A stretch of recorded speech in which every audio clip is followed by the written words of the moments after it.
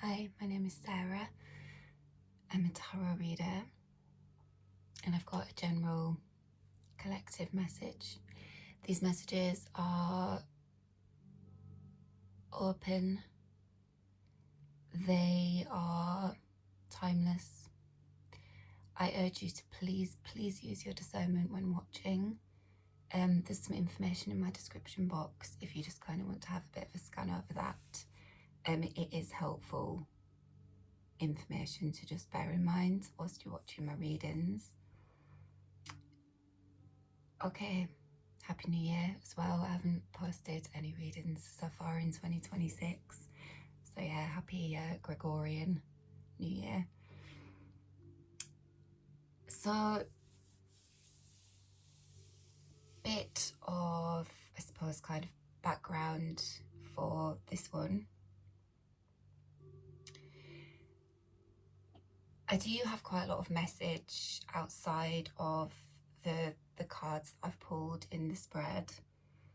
It is important kind of background information or context, definitely context. All of that message, I've kind of been guided to collate from a reading that, a collective reading that I did last March, in March 2025.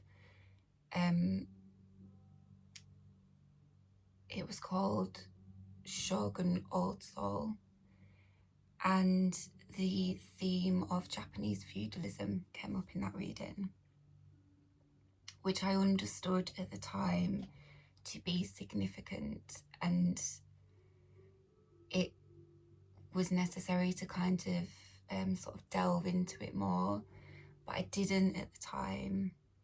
I think partly because there was just an understanding that there was significance to it, right?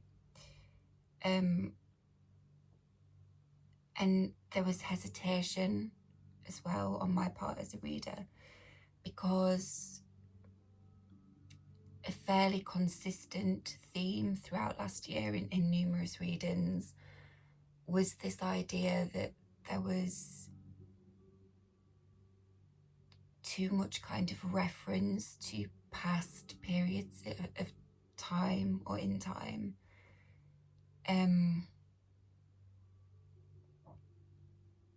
Different historical periods.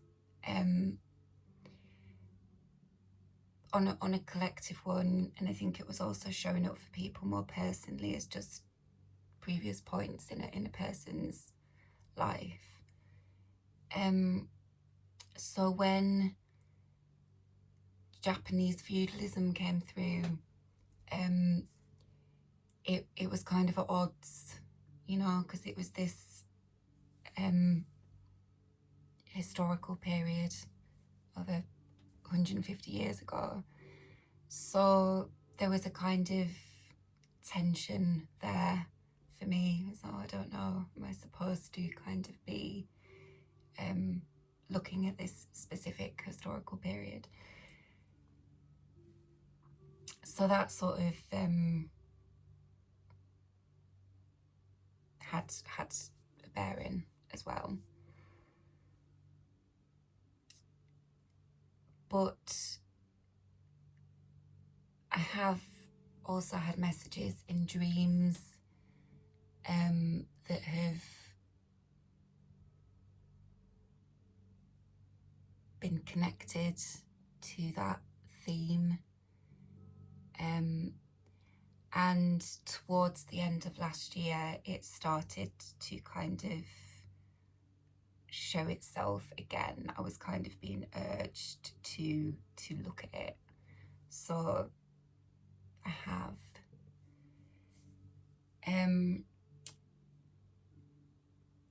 Yeah, and then I do just get messages sometimes without pulling cards. So I had various notes in different journals.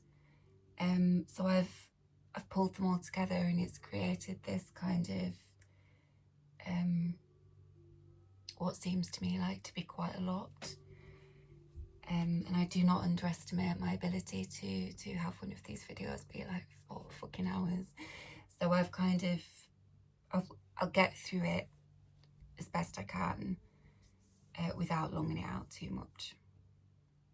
And then I will get into the main cards of the spread, which are related to all of this kind of other information I'm going to give you.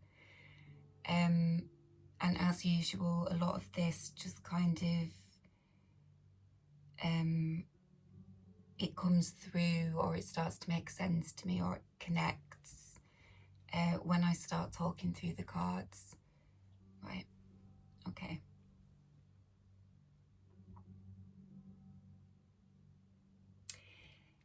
I'm not going to detail that previous collective reading I did. If you want to go watch it, that's up to you, please do so.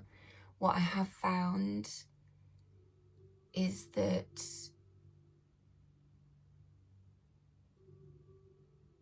it kind of merges. There's been a kind of merging. My understanding is that previous collective reading, Shogun Old Soul, was it was coming through as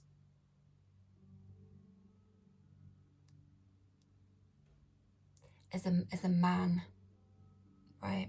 A shogun, a man.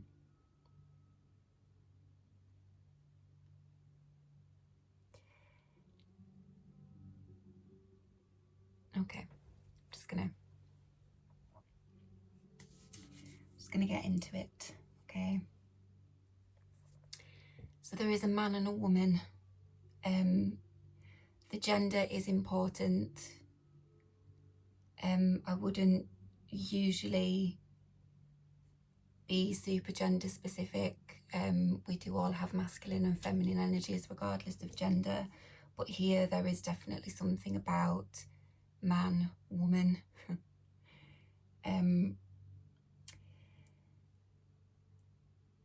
Souls who shared an ancestral timeline, right, which is coming through as like historic feudal Japan, right?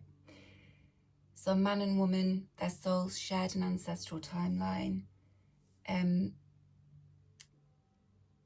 Historic feudal Japan, social background. They are incarnated on Earth now, so they are people who are alive in these current times, right? Each have remembered something of this deeper shared past. The man remembered first. So that previous reading I was talking about, Shogun Old Soul, I think that was talking about some aspect of the remembrance of the man, right? So this, I think, is what the man has remembered about himself, about somebody else, about a woman, maybe a bit of all of it, but both, right? So there's this energy of old soul, right? And there is some mastery. They are like an old masterful soul, right? The ancestral timeline, when it's honoured, it allows for harmony across planes, right? Significant spirit and or spiritual aspect. There's depth and great potential.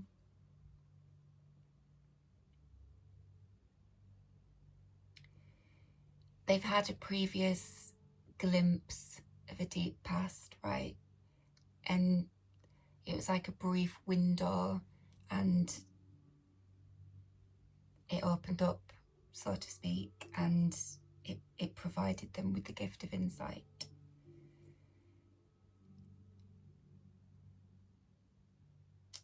There was something about tatikaki. Not sure I've got the pronunciation right, but it is the traditional style of Japanese writing where it's written in columns, and it's the columns are arranged from right to left. But there's something about a contract written, but it was coming through as like a contract of the soul, and it's a contract of the soul that emancipates.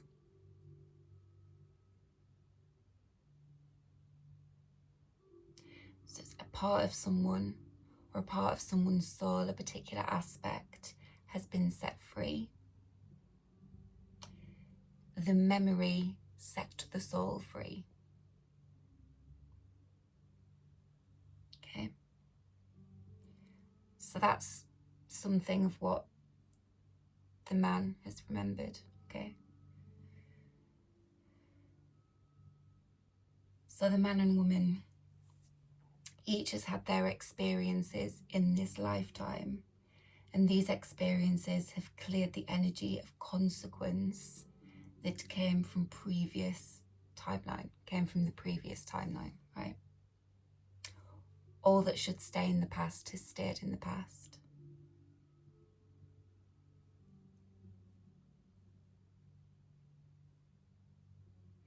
Okay, so having cleared the energy of consequence, so it's the idea of karma, which isn't, I don't really talk about that in my readings just because it is a very old concept, a very traditional kind of sacred and religious concept from Eastern, like Indian traditions and religions, and it does get quite widely misused in Western spirituality.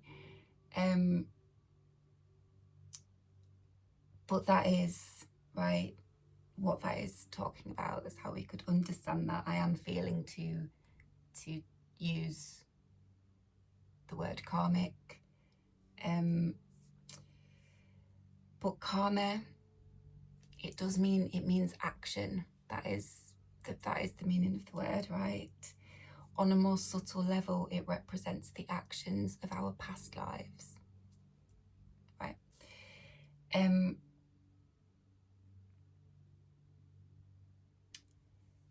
So the current experience that this man and this woman are having in their life, right? The experiences that they have had.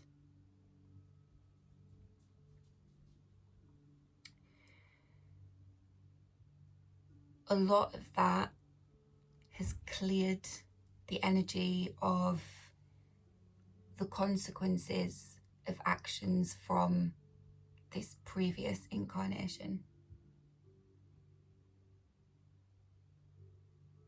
Oh, right. There's something very unconventional about particular of these experiences, but gender roles will have been traditional, right?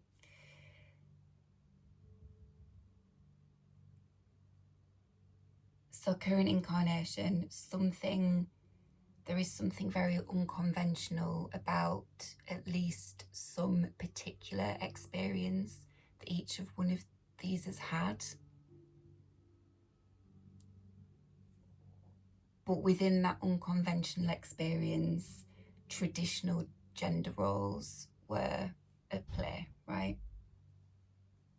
So the man, even though he has done something unconventional, has had unconventional experiences, I'm interpreting that as there's something quite traditionally masculine and male about them, and the same for the woman. So even though she's had unconventional experiences or particular periods of experience, there's something traditionally feminine about them, or, right? Okay. They're in those gender roles, I think, quite strongly.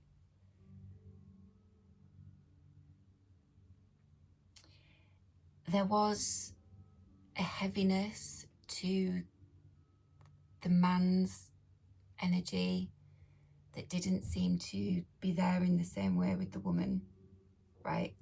In terms of that energy of consequence that I was talking about, right? Consequences of actions in a previous life. There seemed to be something thicker or heavier about it for the man in the present.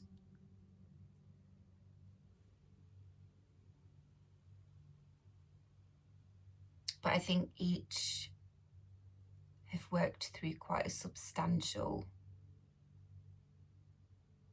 amount of stuff. And they've done it unconventionally in some way, with something. It doesn't have to be kind of all across the board, but that is there.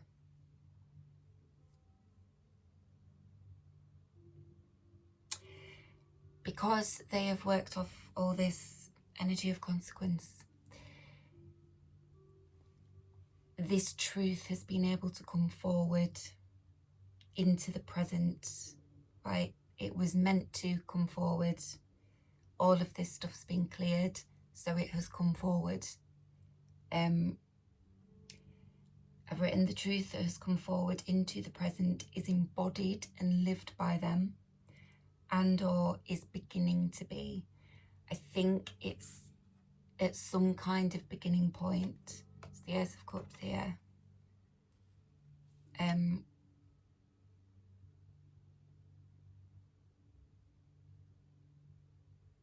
It's quite hard to pin down when this beginning point was.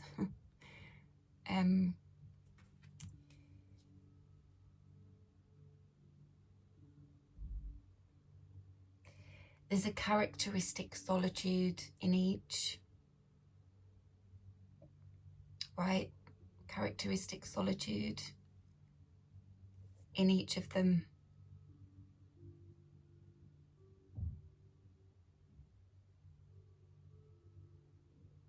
So it could be people who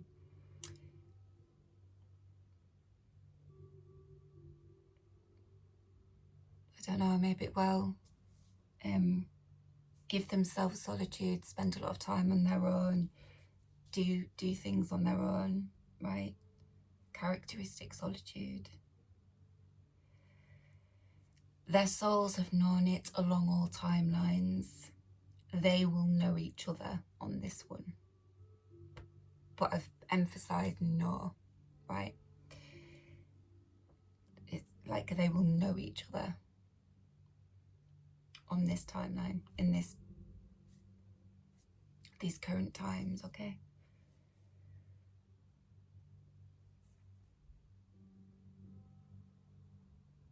Right. There's also something about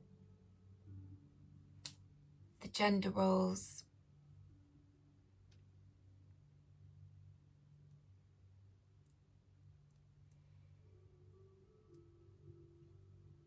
This man and this woman on this historic timeline, this ancestral timeline, right?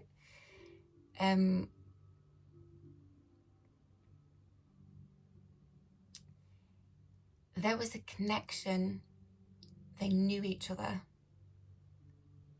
in some way, right? It doesn't feel like bloodline ancestry. There's a big emphasis on society here. So it's like they lived in the same society, right?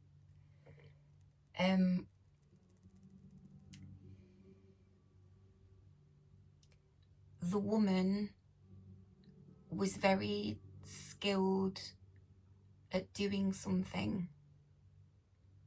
She was very skilled at doing something that because of the social mores of the time, the societal structure, the traditions, and the oppression of that, something that she was very skilled at doing, she either wasn't able to do, or it's quite interesting, it's coming through as like she had to disguise the fact that she did it, or she had to disguise herself in order to be able to do it, right? And the man knew about this. The man knew that she was particularly skilled in a certain field. He knew about that. He knew about it. So if she had to disguise the fact that she did it, he knew. If she had to disguise herself to do it, he knew about that. And something was seeded back then. It was seeded, but it didn't get the opportunity or the chance to develop and to flourish and to grow.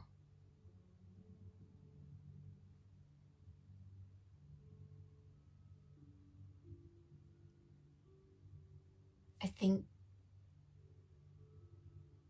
they were doing something together, or they were going to do something together.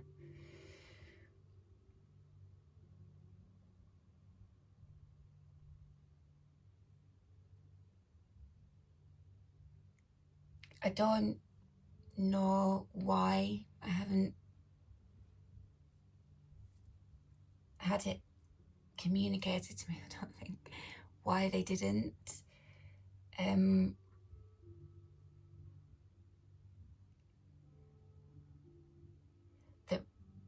But the end of feudalism in Japan was 1868, 1869, right, which was a very significant seismic societal shift in Japan. It was things changed enormously. So there is that to consider.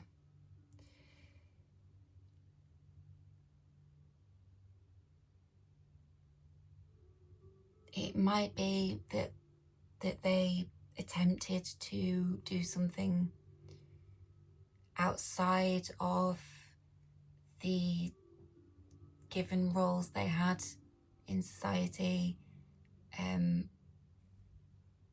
but they weren't. It's just coming through as it was seeded, right? It was seeded.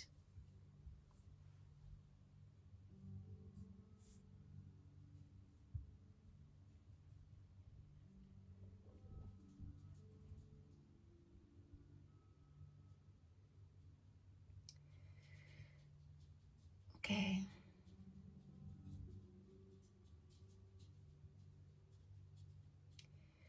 There was also another message that I got, okay.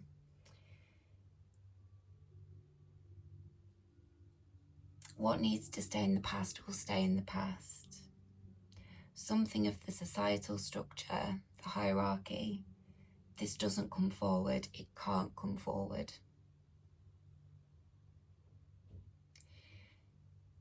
That Shogun Old Soul reading, there was something very specific about artisan, about the hands. So artisan, right, the idea of like a skilled trade, a métier. And there was some sort of encouragement to build that up. It creates stability and security, even though that may not appear to be the case. Development of a skill that is wealth and can generate wealth.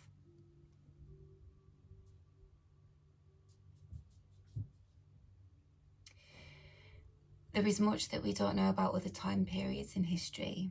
The lives of so many people wasn't documented extensively because it wasn't seen as valuable to do so. Lost wealth.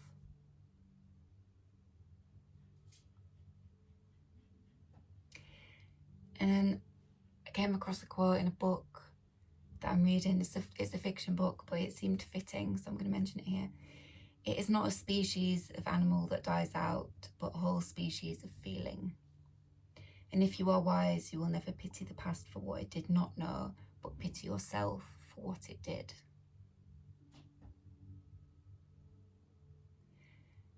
And then rebuild the lost wealth, master builder. Right. So I mentioned, didn't I, about some sort of old soul mastery, master builder. It's very important in these current times not to overlook that large scale inherent wealth of skill, talents and abilities that vastly outweighs that which is against it. And that which is against it is the societal structure within which that wealth is contained.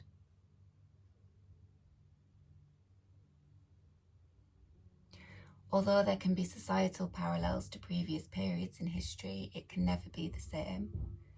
The appearance that it is, or may be, is a kind of trick, an illusion. In current times, a great number of the general population have had opportunity and or some means with which to develop themselves in a way that historic populations did not. Recognise this, incorporate it into your thinking and outlook, and it will make an important difference in the way things move forward. When mindsets and understanding shifts, so does much else. We are not supposed to keep reliving the same challenges and circumstances. When it is understood that the universal energy is now much changed, that understanding will lead to further cognition of what the true circumstances of these modern times are. What is required to change the outer is to first shift the inner, so it is in alignment with the cosmic flow. There's something about astrology there, right? I'll get into that in a bit. Know that the universe supports what is most needed. That cosmic energy will take people where they need to be, but it must be understood that the flow, current and wave fit are there to be utilised. It is working with you, not against you. In times of precarity, there is great wealth. Right. So that was a channeled message, basically. That's what that was. About last year, good few months ago was that.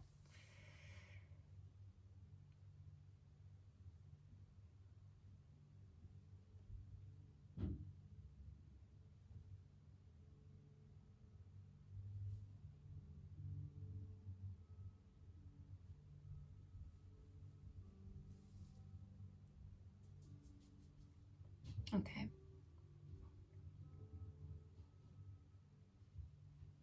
I'm gonna pause there, actually. Be back. Came back. I'm very aware that I'm just reading off my laptop screen and it's probably not the most thrilling thing to watch, so I'm gonna sort of try and get through it a bit quicker. Okay, so I came across a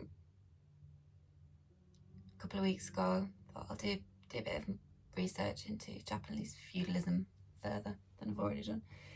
And I actually think I pretty much came across what I needed straight away, because some things just happen like that, don't they?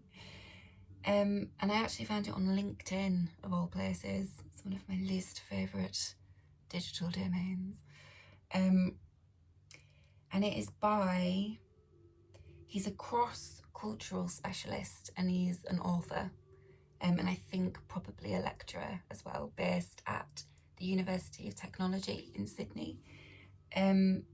He's called Kiyoshi Matsumoto, and he's written a book called Japan Unmasked, which I think is specifically actually about kind of doing business in Japan and with Japanese business people.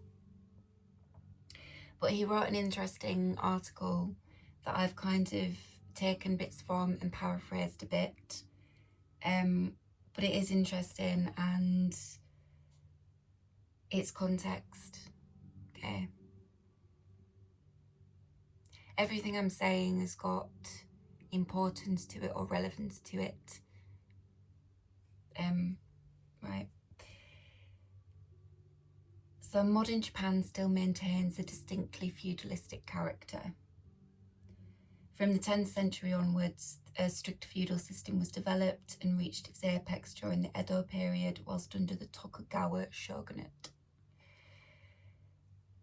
So that shogunate ruled from 1603 to 1868, and then feudalism was abolished, right? So the first bit of astrology that's coming in here. In 1868, that was during the period that the planet Neptune was last in the zodiac sign of Aries.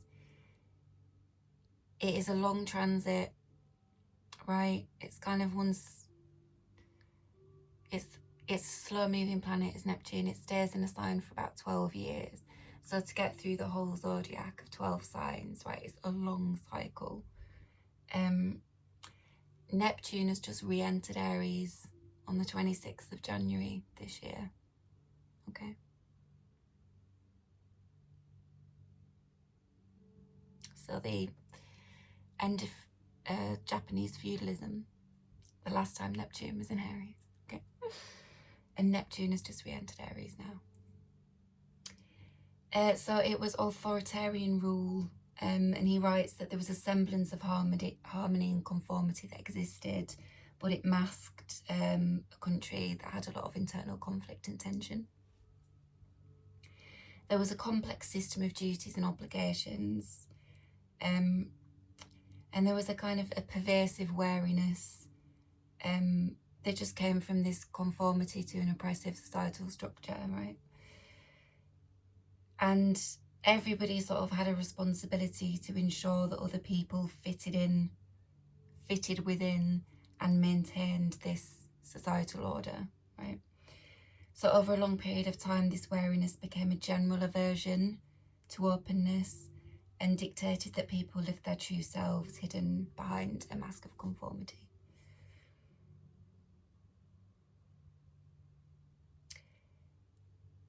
So Japanese society at that time was locked within a relatively static structure.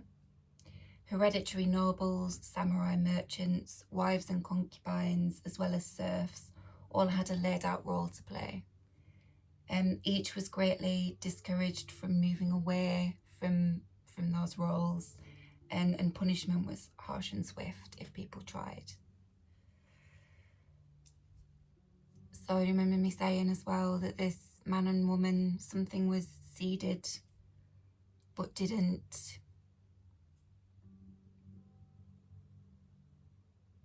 get the opportunity to flourish, right?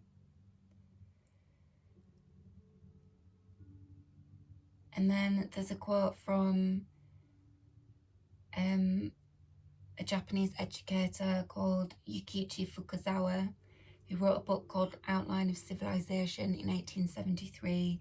It's a quote saying, you know, the Japanese were people atomized but unrealized, intensely private but intensely unfree, living under that system, right?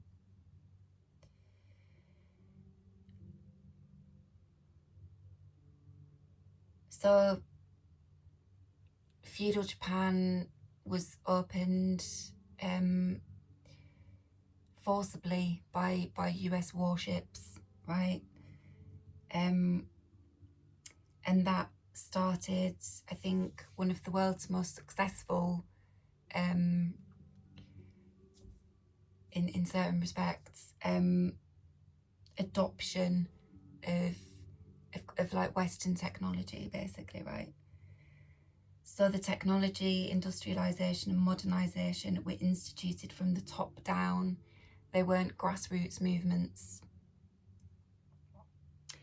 Its feudal structure appeared to change, but in reality, it kind of stayed the same, right? Because the industries were led by nobles, the samurai became executives and government enforcers, and serfs became labourers, right? So it's just like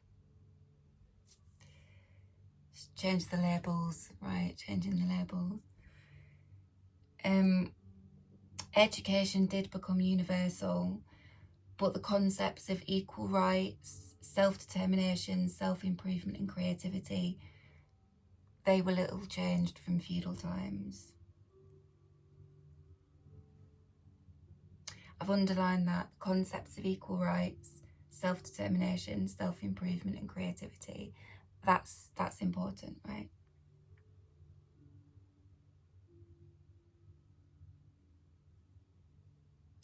Right, and after the World War II defeat in 1945, Western-style democracy was kind of thrust upon Japan and upon people who were totally unused to overt personal freedoms, right? And he says that free expression remains a rarity, and this conservatism that was forged during a long feudal sleep still pervades, right?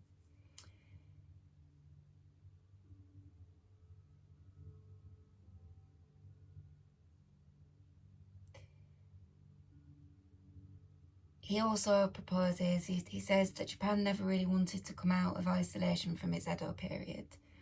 It was forced to do so, right? And it took on modernization really as a means of survival. It wasn't a free choice development. And there was an evolution towards greater autonomy and individuality. Nor did people individually seek freedom and self-determination, right?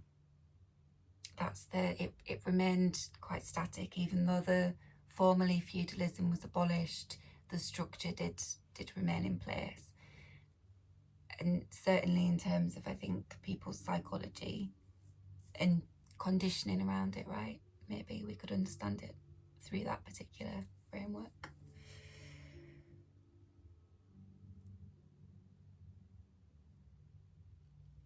But he does say that there's a chance really that feudalism may finally be usurped in this modern age, because of the internet really, and the kind of access that kind of younger generations especially have to other cultures, right? Other cultures. So there's kind of new thinking and new motivations, right? So they can, yeah, break the shackles of tyranny from a ruthless past, he writes there. So all of that, I think, to say that what these old souls of this man and this woman lived in that particular point of the past, on that particular ancestral timeline,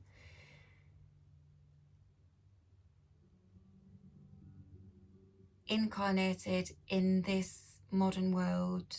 I think the point has kind of been made there that it's perhaps not modern Japan. I think that's part of why I was feeling to read that out.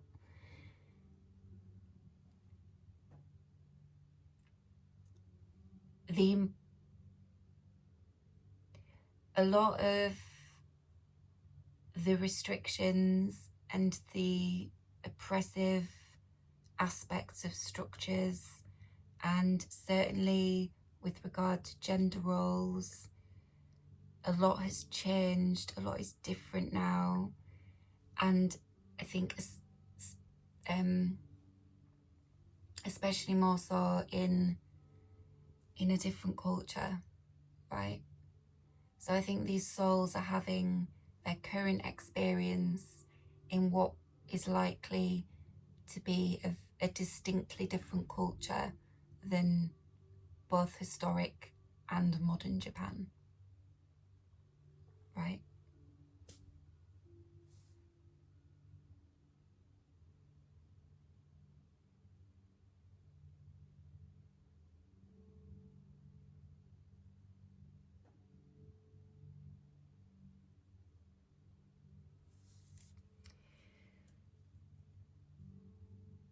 So the woman,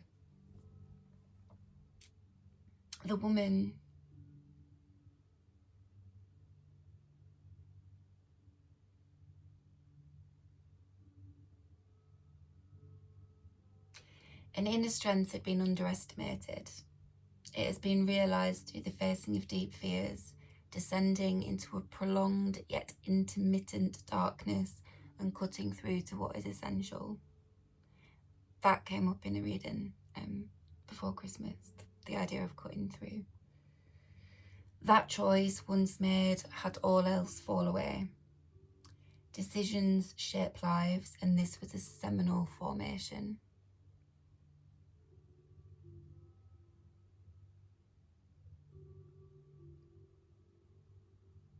So I think in actions that she takes, there is compassion, responsibility of gesture, swiftness, honesty and accuracy. Cuts have been made time and again, and there is a willingness to act for growth.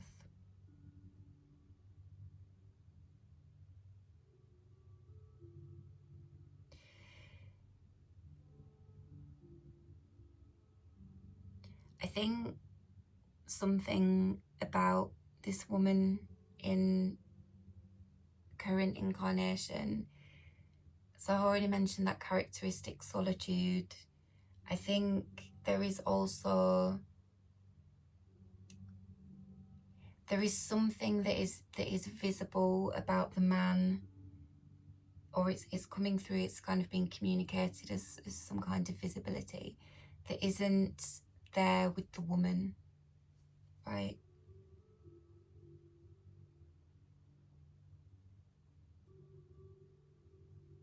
But there's this idea of like removal of the mask. So it's because they've cleared that, right? They don't, it's not hiding behind a mask of conformity, but there's something about them that is obscured. Is that the right way to express it?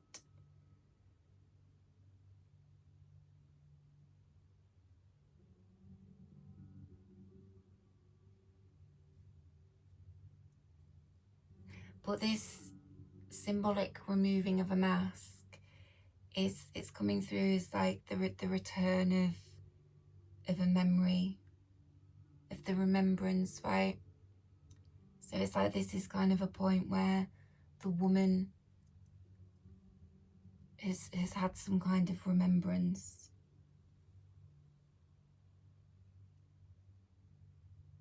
Yeah, a process of revealing something that was previously concealed.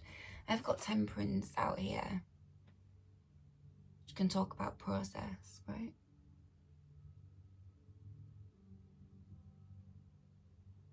It's Sagittarius energy, it's temperance as well.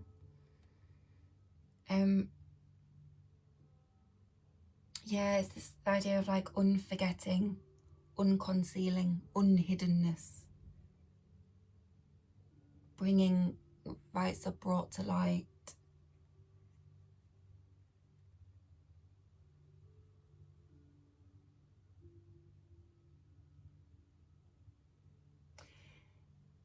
There's humility.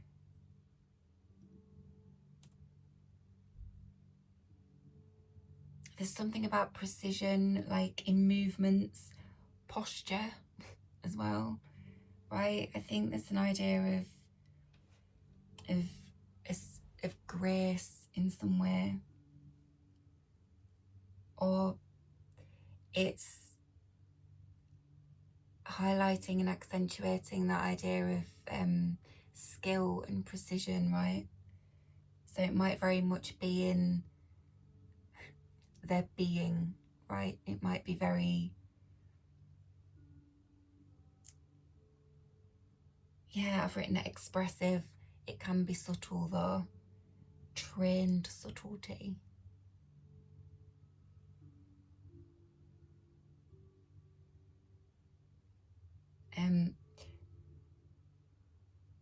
There's the ability to convey complex emotions. I've written visually impactful. It might, something quite striking perhaps. Commands attention.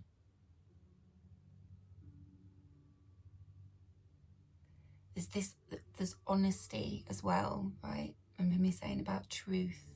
It's a big thing about truth. Speaking truth. Like expressing truth, right?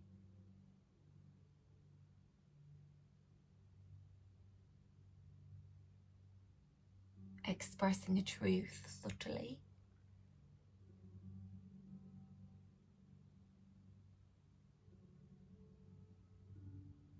Power, wisdom, beauty.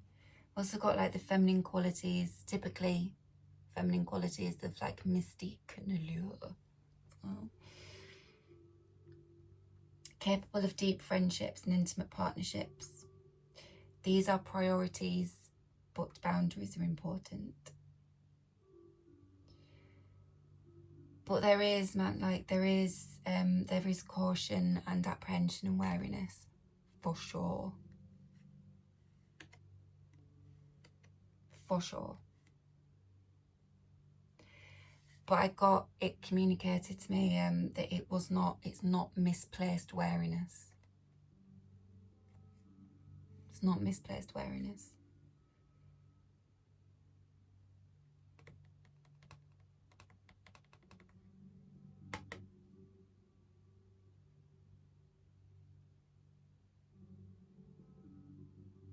And then hydrangeas came back in again, right? Because there are a lot of flowers in these cards. I haven't actually, not sure if they're hydrangeas, but hydrangeas came up in a reading.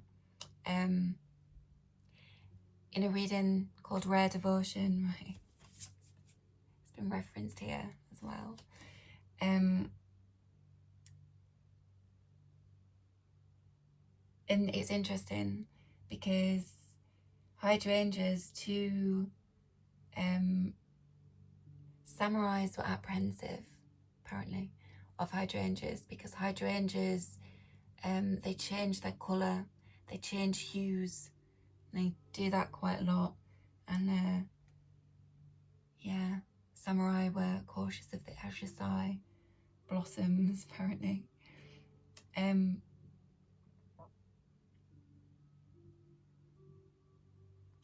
that phenomenon of changing hues so much has a word in Japanese that I've chosen to pronounce Nanahenge,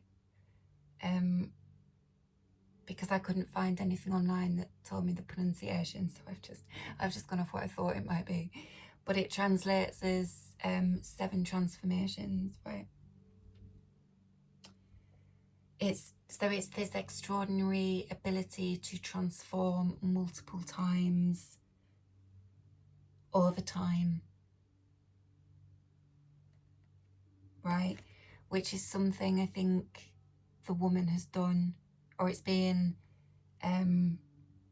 highlighted here that that's happened, but it seems to have kind of born a wariness, but it's not misplaced wariness, right? Okay.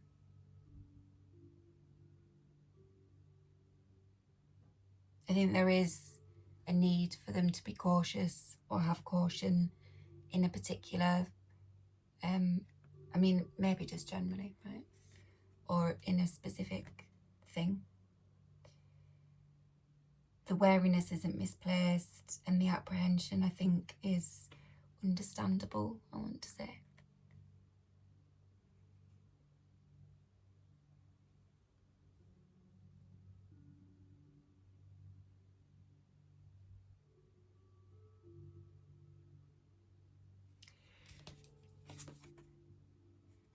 This is kind of, this Ace of Cups is kind of,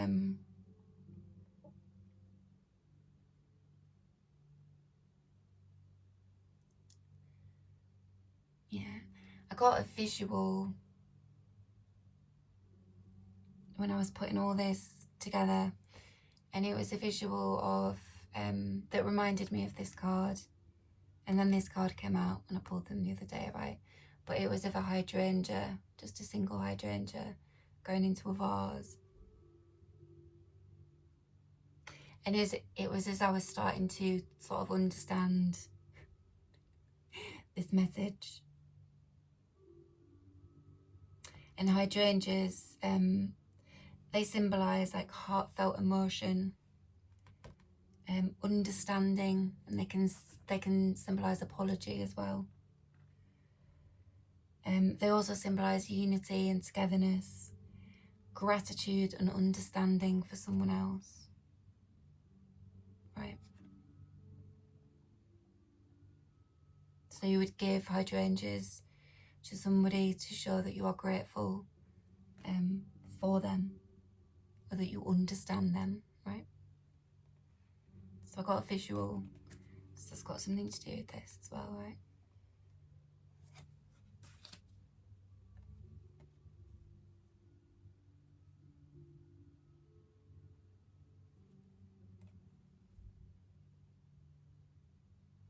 Okay. So then I had a dream around the time I did that collective reading. Here's a card for you to look at, not just me talking. And I pulled cards at the time and then forgot that I'd pulled cards just to try and understand the dream. So I've got that here, right? In that dream, a woman, well, I wrote that it was perhaps a woman, but maybe we could understand it as a kind of androgynous sort of figure, really. She was showing and explaining something to a man and a woman, right? I asked what she was showing, what she was explaining. She was explaining that it is important to recognise the great material value of something, the value that it can have in the material world. There will be expectations around this. Reach for what aligns with your highest values, protect it and honour it. A valuable legacy can be continued. It will have much value through generations. Inheritance and continuation. She was showing what's been inherited and integrated through many generations. Attributes of women who have already existed. Specific tools born from these.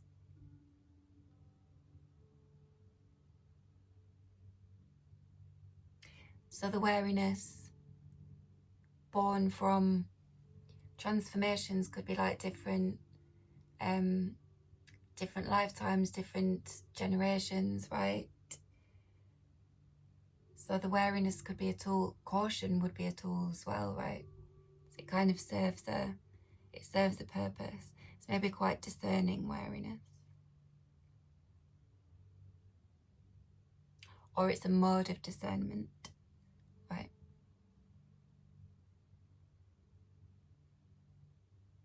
What is created with these will have benefit through legacy, insignia, right? Which is kind of like an emblem, right? Soul insignia.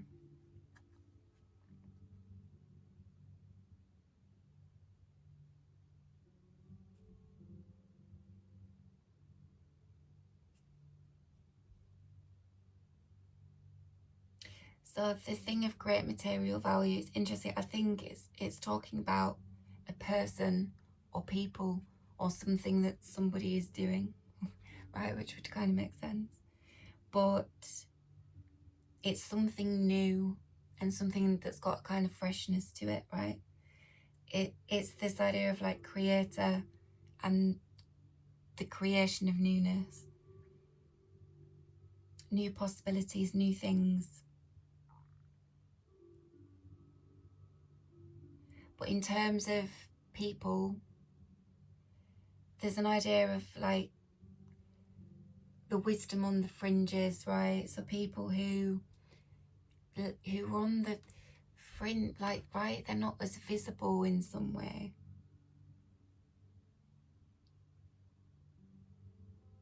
Wise ones of the fringe, those who have been held back, felt like they were not like others, desired isolation or more space. So that's that characteristic solitude, isn't it?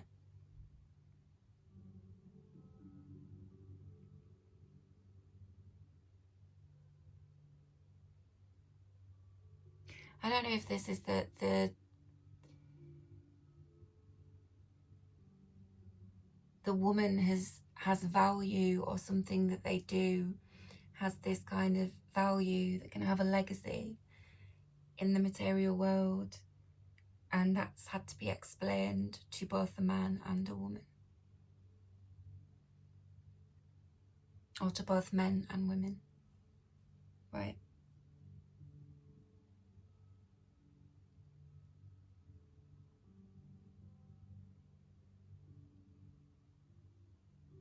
So there's something about encouragement to actually build dreams, even if they're told that they won't succeed, right? So there could be a lot that's saying no in a particular sense, right?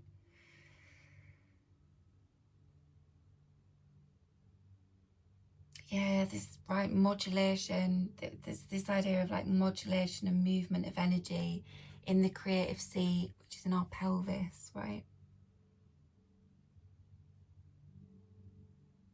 There's something sort of distinctly like biologically female as well.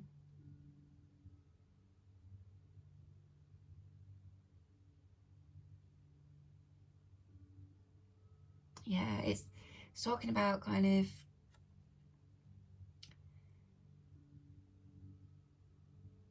maybe kind of desires that have been harboured and nurtured, but haven't been birthed yet, right? They haven't had a chance to develop. It's that idea of like the seeding again, right? Back in the day, something was seeded. It didn't get the chance to develop, to grow.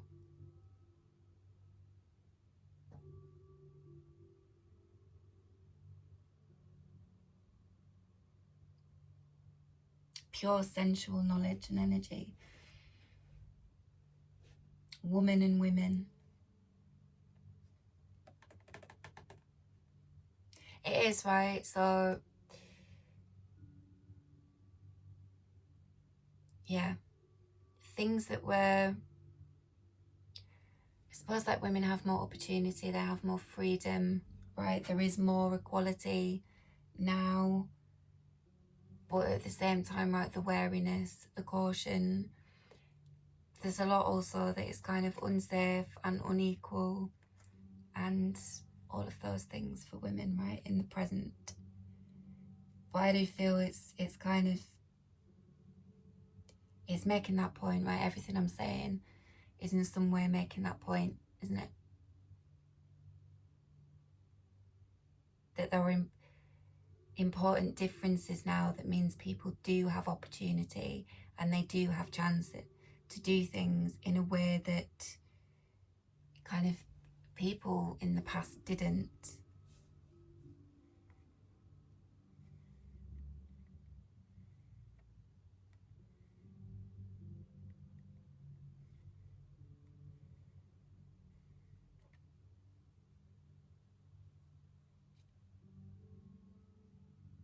Right. But there are expectations around this, right? And honestly, that was coming through as it was coming through as like clenching and a sort of need for control and some like anxiety, right? I really felt that energy.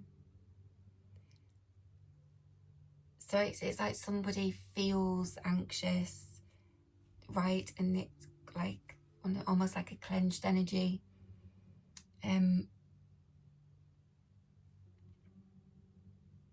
So there could be like a need for control, right? Because it's a really unpleasant feeling, isn't it? Okay. So they could be expecting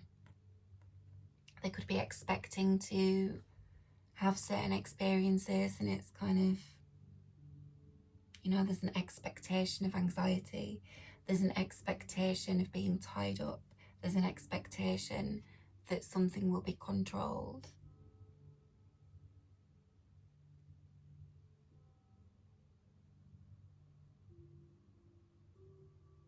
In that case, there is actually some advice. I mean, it's just saying untether from a sense of control. Release of a tight grasp. Let what may come rise and float. Talks again, temperance, like recalibration of the gears of reality, adjusting to the right tension, allowing flexibility and bounce. Invite both losing and finding your way. So that could be something, right? There could be an expectation because someone doesn't really know exactly what to do, right? They've got to kind of figure it out as they go along. They might take some wrong turns, might take some detours. They might get a bit lost, they'll find their way again. But depending on how much someone's had to do that and what their experiences have been, so that could be that wariness again, right? It's not a misplaced wariness.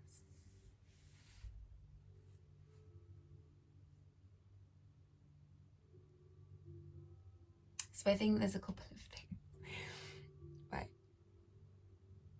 There's all the anxiety, the tied up clenching thing, and then there's this kind of advice. There's also this expectation of like untether from a sense of control. Release your tight grasp. Because when I asked who had the expectations, that actually came through quite clearly as like spirit. Spirit, the spirits of time. So this, we could look at that as ancestors, right? But it feels like it's perhaps, I don't know. They're right here, right now, and everywhere all the time. It's a form of existence that's hard to grasp and even harder to inhabit.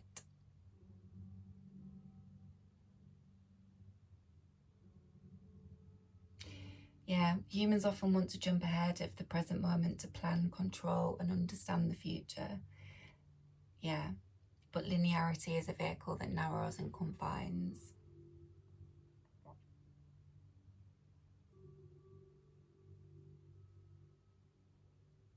So I think the odd spirits of time there are coming through with advice and a bit of maybe recommendations of energy to try and maybe just contemplate and see if it kind of adjusts your mindset or things like that, right?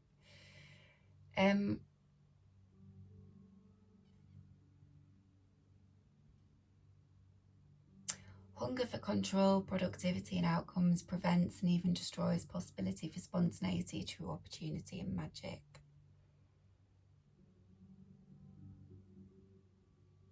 Modulation, right? That's the word I kind of keep getting with this, which is, it's kind of exerting an influence upon, isn't it? Like modifying or controlling.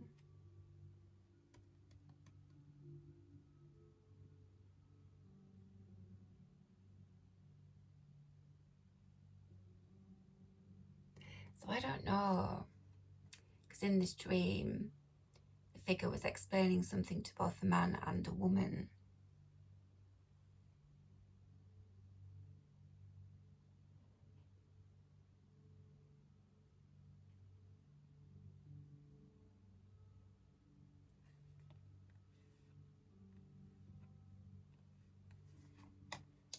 don't know who's trying to exert control there, but there's a recommendation to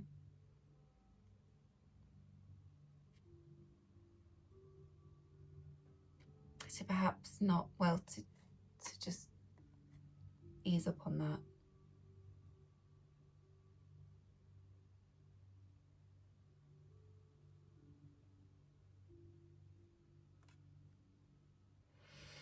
Hunger for control, productivity and outcomes.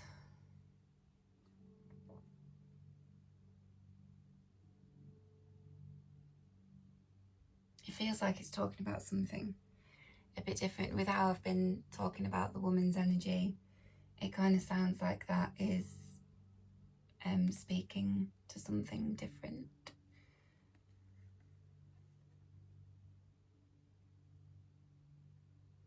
I don't know if that's what they're wary of or what they're cautious of or part of it, right? Is this kind of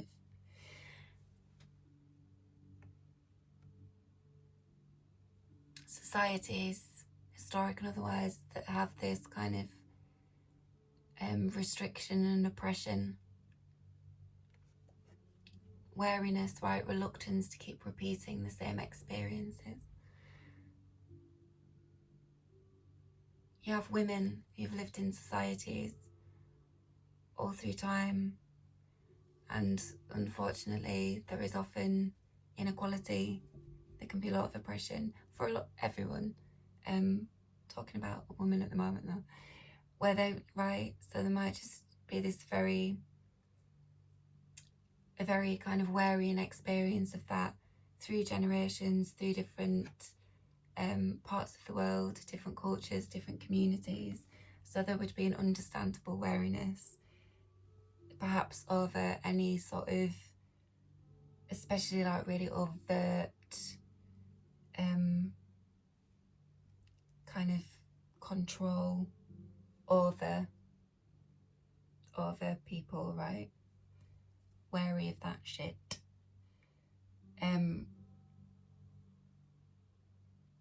It feels softer than that though.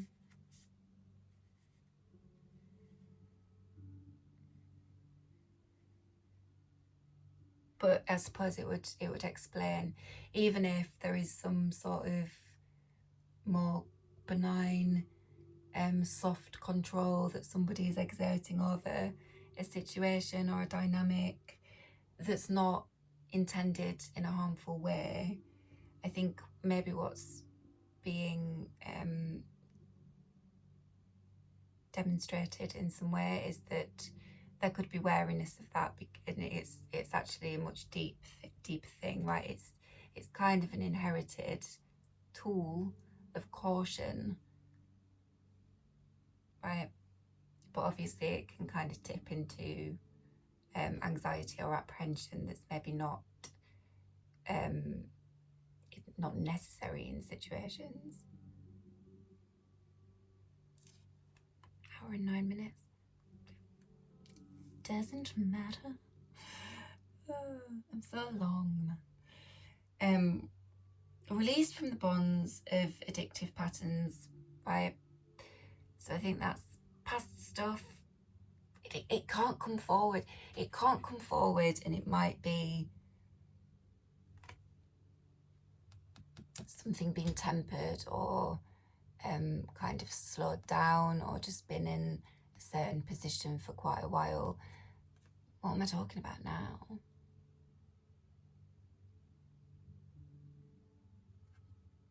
Okay. Yeah, isn't it?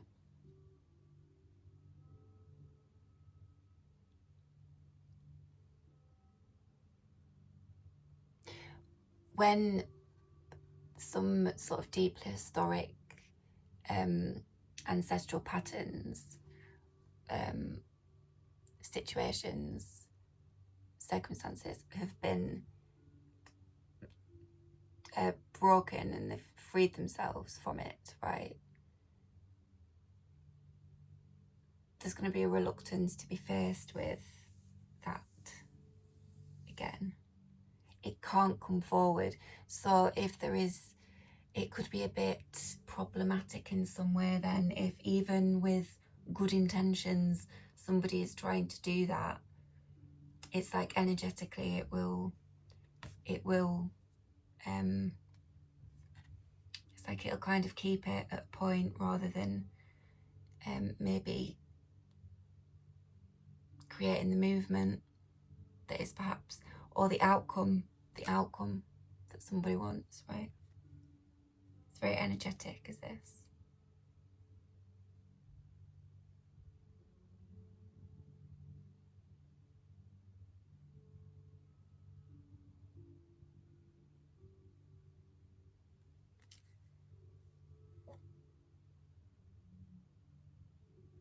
Yeah. Support for sensitive energies, for people sensitive to energies of life around them, sometimes to their own detriment. Yeah, talks about like porous yet protective boundaries, so someone isn't overly impacted by interactions and energies that are not their own.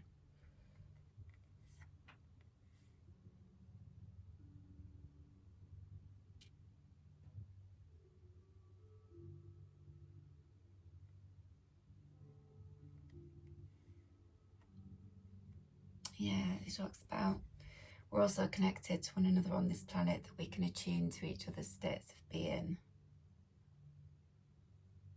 But there can be harmful and unnecessary parts of this experience.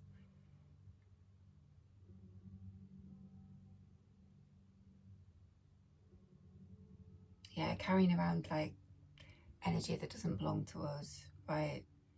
It needs to be filtered and discarded, because it can be damaging, exhausting, and really fucking confusing.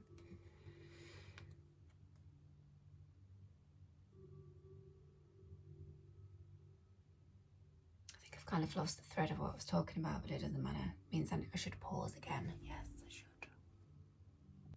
Right, we are to the last bit of the stuff that I need to read off my computer. I'm so sorry.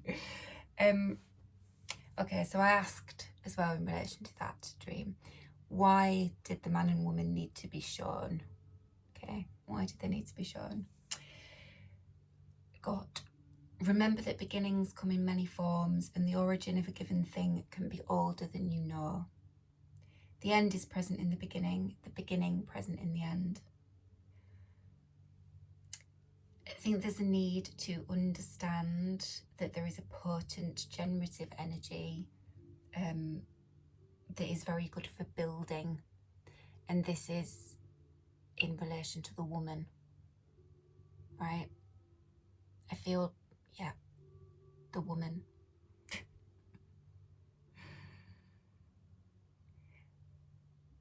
There's an idea of like pearl from grit as well, right? So that's that. Someone who's been through some shit, man. Been through some gritty shit. As we all have, right?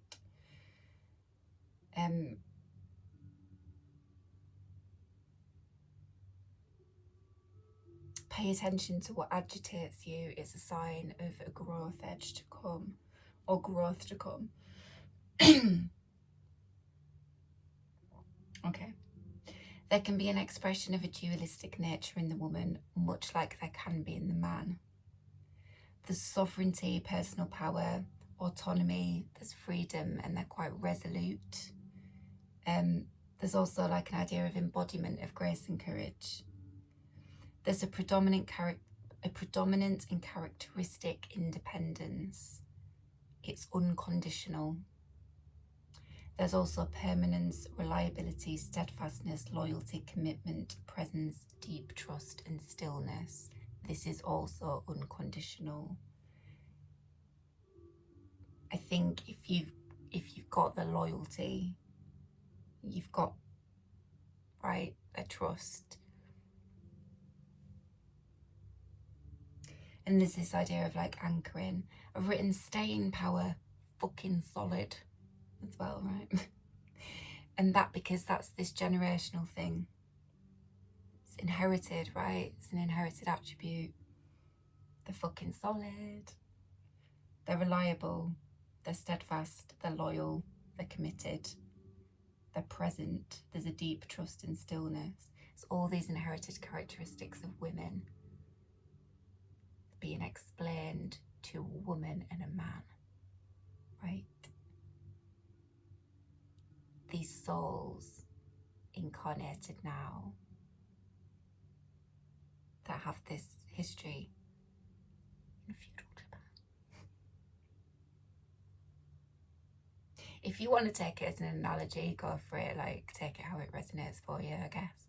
But it makes more sense in this instance when we kind of open our minds and look at it across timelines, and right, it makes more. That's what the message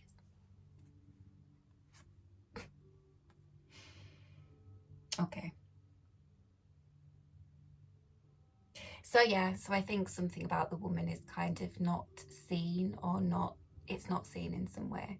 Not in that she hides it, but it's not seen in some way. Okay. And I think there's maybe a presentation of how they are that is accurate and it is true. They're very truthful. They show up truthfully. But there's an expression of a dualistic nature. It's that somebody who is very independent and autonomous, and they have a lot of personal power, and they're very resolute, right? But they can also be very loyal and very steadfast. So they're all of it, right? There's this kind of paradoxical thing. It's dualistic nature that's coming through here with the woman, but it is saying, like, that's very much there in the man as well.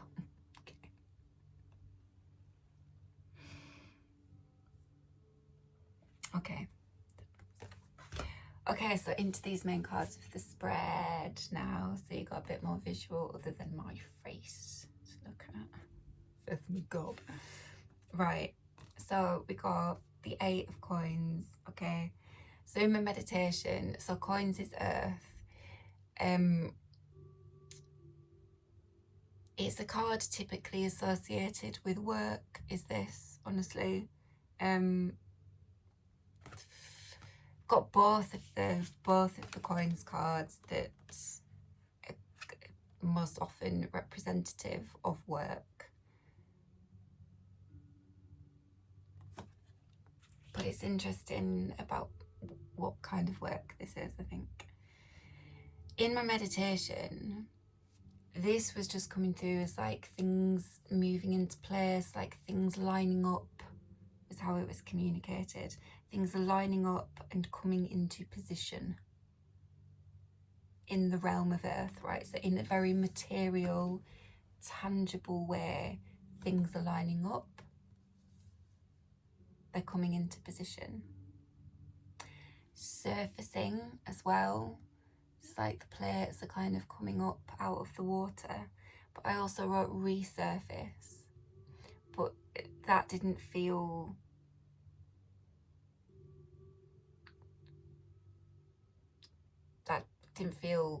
quite accurate, but surfacing. And then I've written like, but from depth, there's depth to it and there's much behind it. Arrangement. Right, so I've had all of those notes. I was saying, wasn't it? I was like, it was context and it's got this kind of deep past, this depth to it, which could be illustrating the point of like, whatever's coming into position, whatever is being lined up in this very tangible way, there's a lot more behind it. Is there a bit of an idea of coming through the work there? Coming through, because the plates are coming up out of the water and it's a work card and it's this tangible thing coming through the work. Could be quite a lot of work. I've written mass and multiples with this as well. I think that's what the authors of the card kind of use to describe the energy. It's sort of multiples rolling off an assembly line, right? It's like it's production, like tangible material production, which I was saying right at the beginning, wasn't I, about like skills, métier, artisan.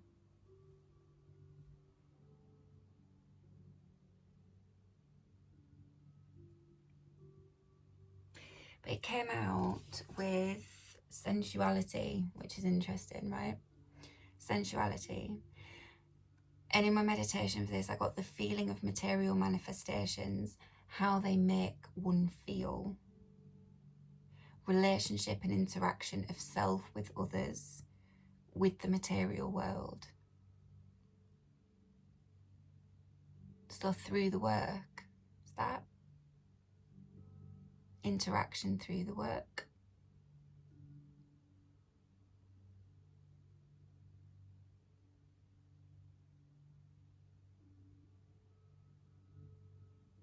How they make one feel. Sensuality, right? So that's all very like bodily, isn't it? That's like bodily sensation.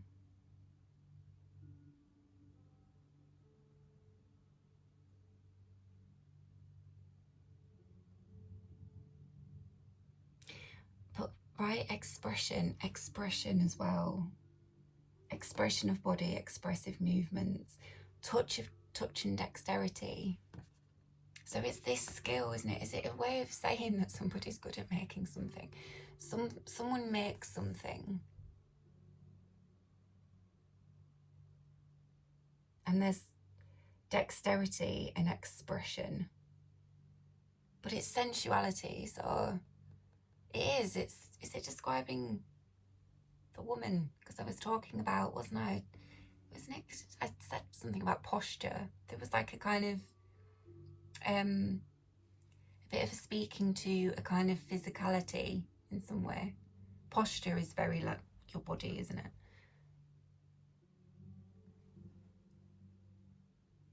Presenting. Relationship and interaction with self and others, with the material world, with things in the material world. How people interact with work that they do, with things that they make, how people utilize them.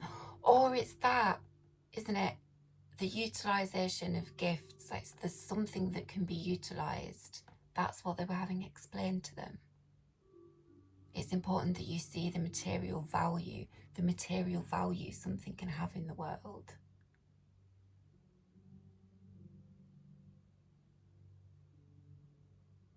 Some of what that value is that it might bring interaction with others, which is something that's perhaps lining up, something that's coming into position, right? So things very material worldy are happening, something's happening with that, because these did come out with dawn. It landed on magic, the dawn of magic. Came out with dawn, right? So dawn talks actually about sort of cycles and endings, really, because it's the end of night. First light in the sky before sunrise. Peace and completion after a potentially grueling journey.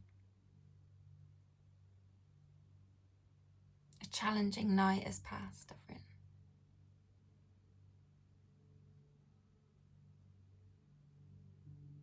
Right, the woman, something about them hidden, that could just be symbolic, couldn't it? In part, I don't know. When I was saying like there's something about her that isn't seen. It might be some sort of aspect of a grueling journey, a challenging night, the prolonged yet intermittent periods of darkness, right?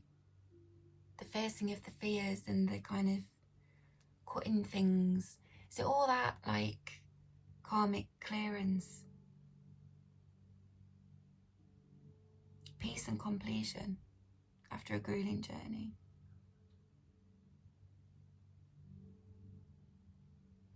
Things are lining up, right? Because all that's clear space, so something can line up.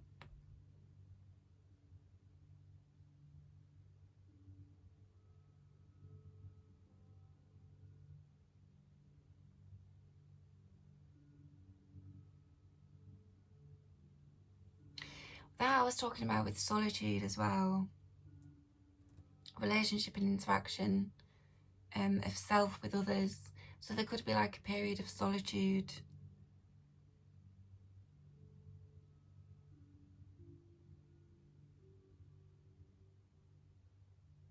Not isolation. Could be like a prolonged, just maybe quite a solitary way of living in some respect. That's been like reflective of, they've been clearing, they've been doing a lot of stuff. Which I think with the way that the woman's energy has been communicated to me and the visuals that I've had in contrast with the man's energy,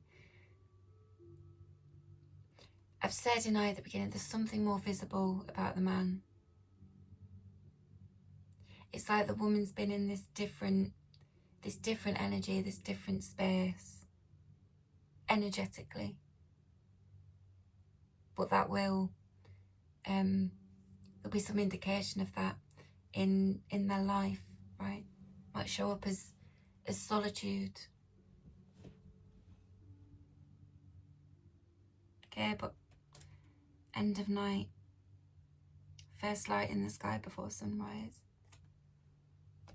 Is this lining up of things? Sun in Virgo, this. Something about the nodes. There's something about July this year. The nodes, the lunar nodes change signs. Something about that.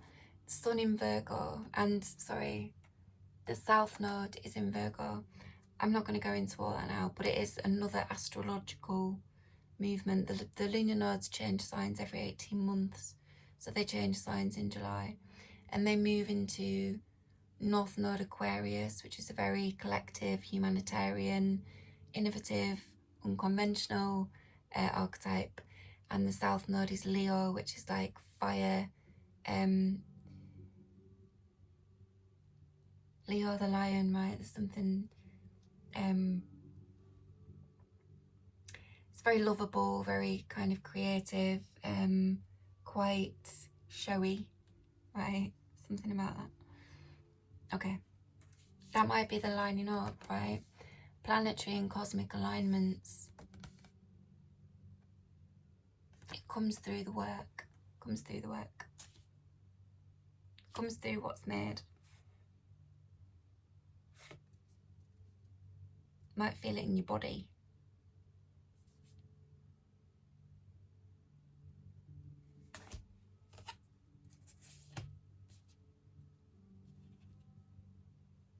This was interesting as well.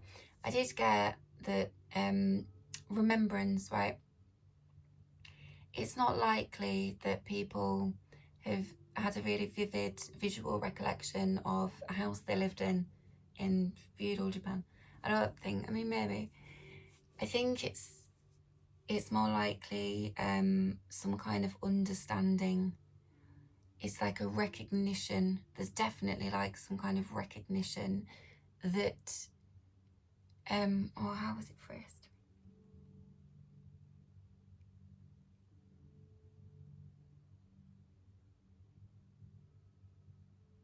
It was phrased to me in a particular way. It's like a recognition that can't really be questioned. It can't be questioned. Like, it'll be known, right? Because it's this deeper thing. It's this thing, your soul. Your soul has found it, so there won't be, in this deeper way, there will be no mistaking it. There will be no mistaking it. There'll be no mistaking this person, right? You're going to be like questioning if you knew somebody in the past. It's like you'll know it, or you know it already. So the next card out, right? So sorry, yeah, hang on. Remembrance and recognition through understanding, right? Understanding. But there was also something about, I think more so for the man actually, about sensations, indicating memory, like they remembered things through sensation or something. That was part of it for them. The next out was this 3 of coins, right?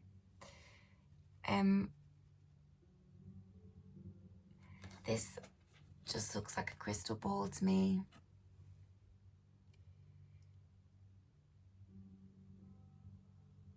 I've put the work of seeing, the work, because right, if this is almost kind of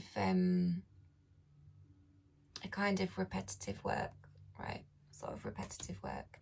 This is a sort of masterful, not to say that that isn't, but this is where there is this kind of expertise or mastery or kind of in-depth knowledge,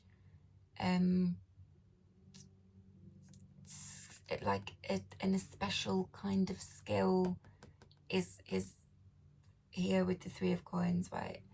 And there's this crystal ball, so it's the work of seeing.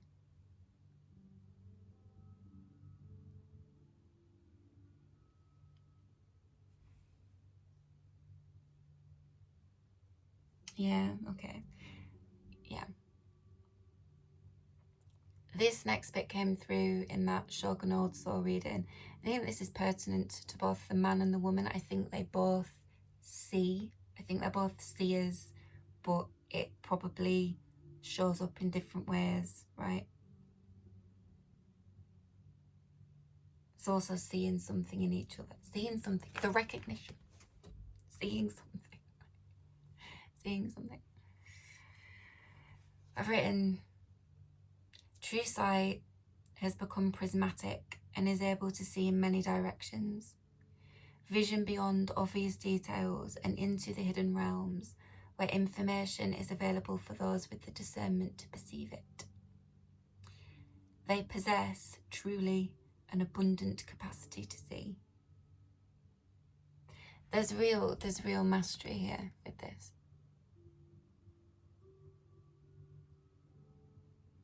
So the work of seeing is there with the man, they do it. The work of seeing is there with the woman, they do it as well. But it's different.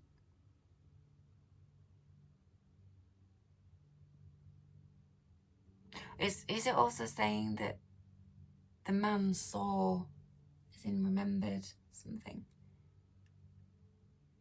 earlier than the woman did, right? Yeah, sight, true sight. Formed, separated, distributed. Distributed. I've been, for about 12 months, I've been having trouble saying the word distributed. I don't even know how to pronounce. Distributed. It can bend to refocus and redirect, right? So with the glass, get it with the light going through. Prismatic. It can deflect when it comes into contact with different mediums, energies and realms. Yeah. Seer is a type of person, right? So it would cover man and woman, men and women, whatever. Someone who looks, focuses energy and attention on looking, like you would look into a crystal ball, right? You'd look into it, scry, you would scry the crystal ball. Scry, right? States of deep concentration. So people who are able to be in states of deep concentration, because that does something to our consciousness as well. And there are particular activities and things that we can do that can put us into this deep state of concentration that means we can access a particular aspect of our consciousness that is not always, we're not always plugged into, right? I do get it sometimes with drawing. It's often something that you kind of enjoy doing, right? Something that you can just kind of do. but there's enjoyment, right? So you engage with it, so it kind of gives you a head start for the deep concentration because you enjoy it, so you're already very engaged, just because that's fucking great, isn't it, when you enjoy what you're doing. There's inquiry and curiosity as well. So I think that it's right, wanting to see, wanting to learn, wanting to know.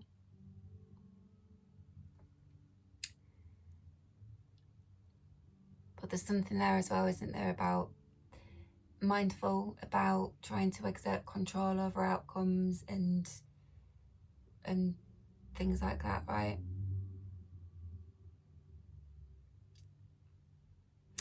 It's yes, there's an abundant capacity to see what is it that you want to see as well.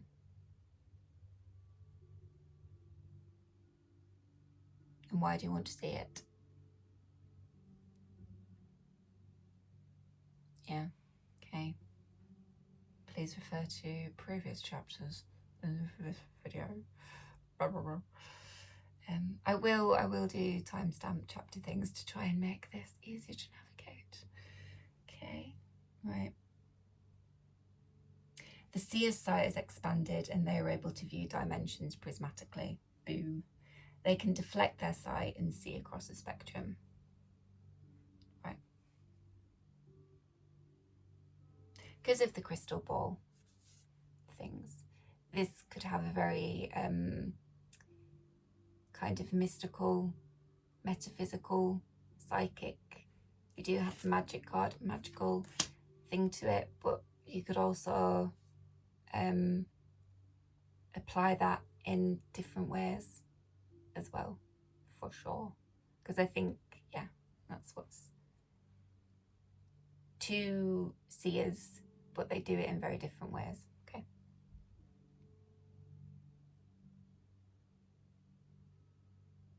There's something about momentum building here and tangible results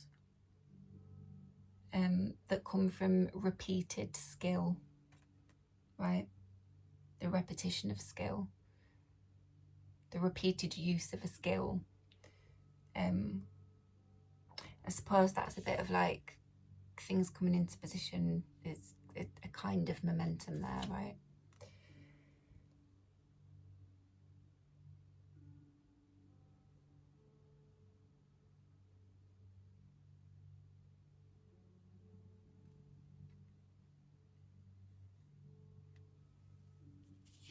It came out with Angel of Incidents, did this. So this was kind of, yeah, about the prismatic bit. And it's interesting because incidence, its definition in physics, is the intersection of a line or something moving in a straight line, such as a beam of light, with a surface, right? Which is kind of more, I feel, what the visual is indicating in the card, right? The intersection of a line or something moving in a straight line, such as a beam of light, with a surface.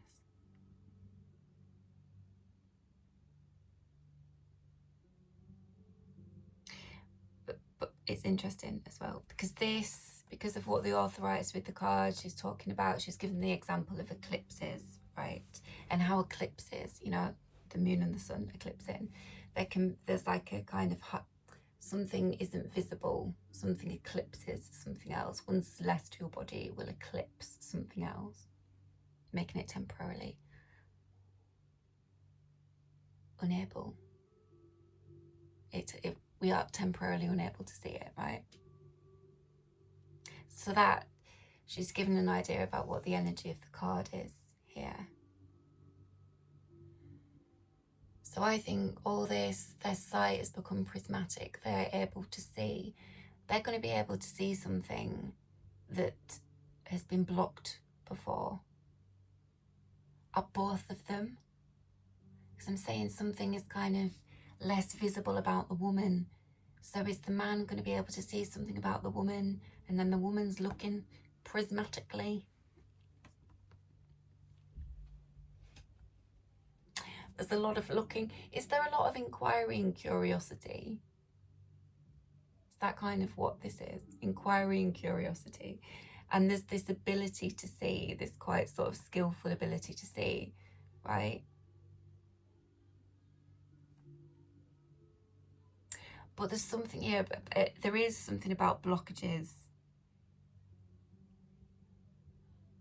So it's like being able to see what's been blocking, see why something's blocked, perhaps.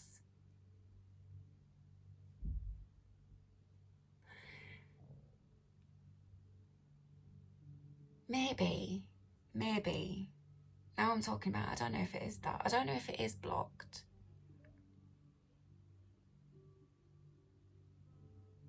We'll see.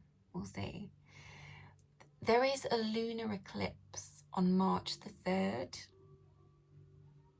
I think it's a total lunar eclipse on March the 3rd, right?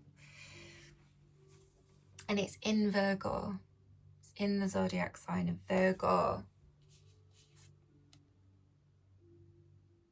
Does this mean a block is being removed? Sun in Virgo, it's Virgo energy, right? And there's an eclipse in Virgo on March the 3rd. So around that time, I don't know, Matt, if things have started to line up with something and it's come to a bit of a halt, I think momentum will start to build again, right? It may be indicative of that. If there has been some kind of blockage of work, that might start to clear, or it might be that somebody sees why they're not seen or why something isn't seen.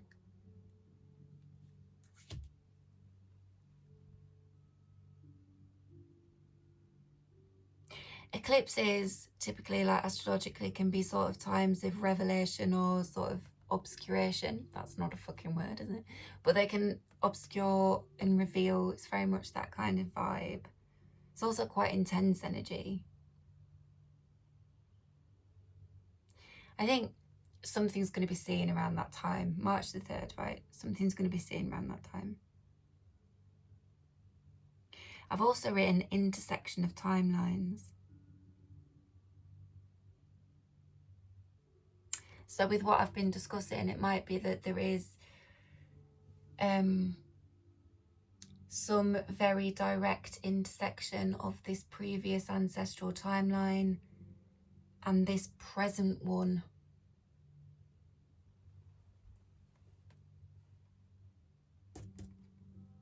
Around the eclipse on March the 3rd. The energy of eclipses are big, man, right? So the energy of them can sort of play out over about 6 months. So they can be like big endings. There might be a big ending, but it's the dawn, right? It's the end of a prolonged night, but there's the rising sun. It's a total lunar eclipse as well. The thing that was seeded, something that can have material value in the world and that can have this legacy. Some blockage around it's going to be cleared with this eclipse, whether that is kind of on March the 3rd or whether it's something that will play out over a period of a few months, or it's been playing out for the past 6 months and it's kind of closing off. Right? The end's in the beginning, the beginning's in the end. So momentum builds. Momentum. It's really funny as well, actually, because I just found this funny. Incidence, when I was looking at the definition of it, apparently one of the definitions for it is the way in which the burden of tax falls upon the population. Excuse me, but I thought that was quite funny. Like an angel of tax.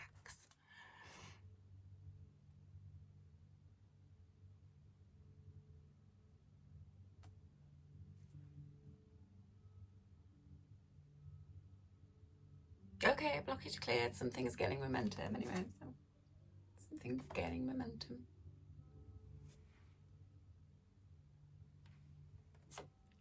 Okay. Right, but these two came out with lavender. Lavender. Lavender's all about serenity and peace of mind. It encourages calmness. It is very widely known that it's beneficial for sleep. So, right, isn't it, calms you down. So that anxiety that I was talking about. It might also just be absolutely a very practical recommendation around the time of the eclipse to aid people's sleep. It might be very beneficial to get some lavender oil, dried lavender, have it around, and to be like a heads up, because it will be quite intense energy. So just to try and ensure as much of a restful sleep as you can have, maybe get some lavender on board there.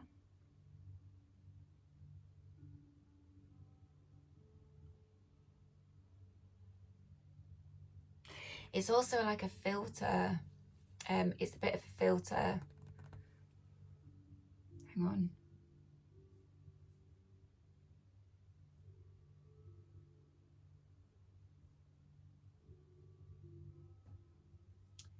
Where was it?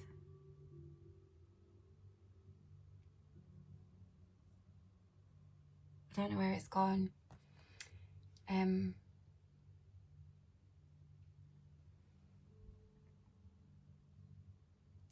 think there's something about it, just it being supportive. It being supportive with energy, so you know what your energy is and what is kind of big, kind of collective energy, like cosmic, celestial energy, that we'll all be experiencing, right? But in different ways. But it could also be there might be something about like the stresses of other people. Just be mindful of the stresses of other people. Like, so to help you keep your own peace of mind, right? Your own serenity and your own calmness, and to not have disrupted sleep, right? Which would just make things worse, right? Disrupted sleep, fucking nightmare, right?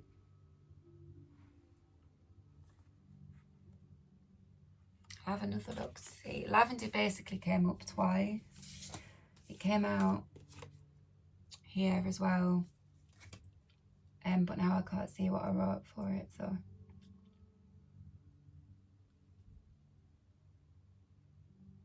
Yes, the porous yet protective boundary. So you're not overly impacted by interaction and energies that are not one's own. Yeah, it's that eclipse. It's also when you're seeing, isn't it? When you're seeing stuff. So it could be boundary, could be talking about instilling and maintaining your own boundary.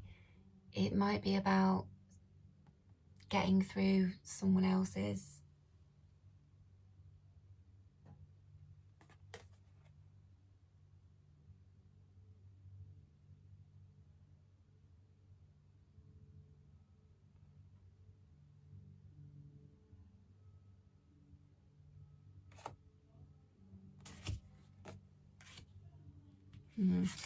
Okay, we have the two wands next, which fucking love when this magic card comes out. Magick and orchid.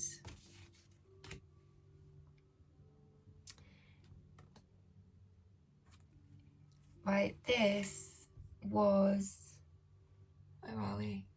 Is that 150? 58? Who knows? Hang on, I've lost my place, so I'm just gonna try find it again. It's here, right.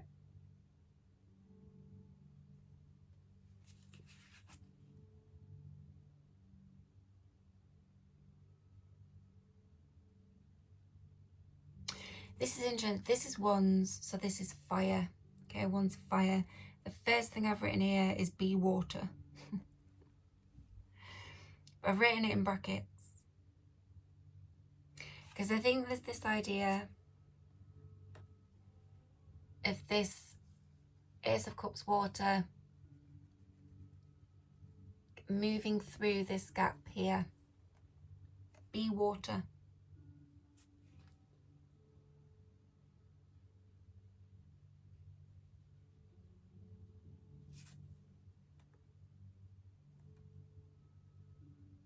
Be water, right? And it's this idea, nearly always with the visuals of this card, it's this idea of, this came up in a reading, I can't remember which one, but it was talking about being suspended in a void space, right? Something was being sort of kept in a sort of holding position because that was kind of necessary, right? But now I've written here, it's right at the end of the night, the end of the void space. That I think is going to be in somewhere marked by this eclipse in March. Triggered, but I'm not triggered. I don't know, somewhere marked by this.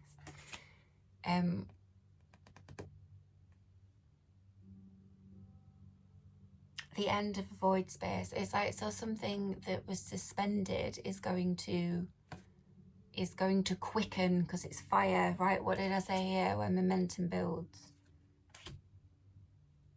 momentum starts to build, and there's a quickening here. So it's this idea of like coming together, bringing together. And then I wrote the memories gateway.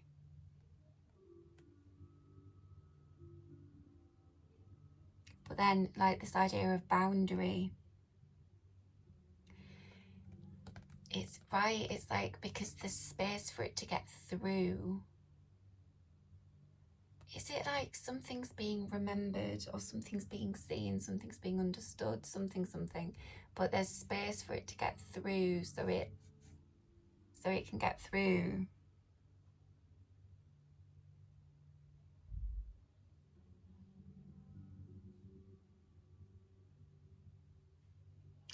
I've written increase in magick as well. Right. Also, there might be some contradictions. Sorry, there might be some contradictory information and or overwhelm because of this, right? There might just be a lot. That's this coming through, right? It might be a bit pervasive. Do I keep using that word? Pervasive. There's double lavender, double bloody lavender. So there might be really something about sleep, about like possible disrupted sleep or restless sleep. Be careful of that. But I think it's maybe more generally talking about like a peace of mind and a serenity that might be disrupted.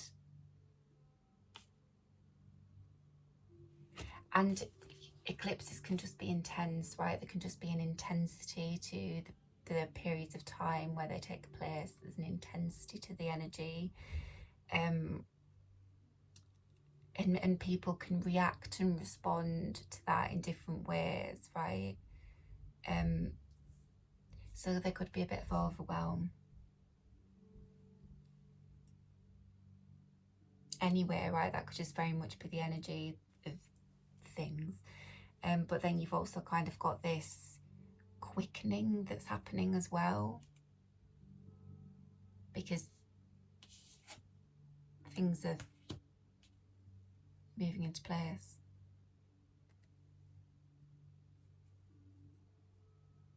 But increase in magick. So just a little reminder of magick. Right, okay, little reminder.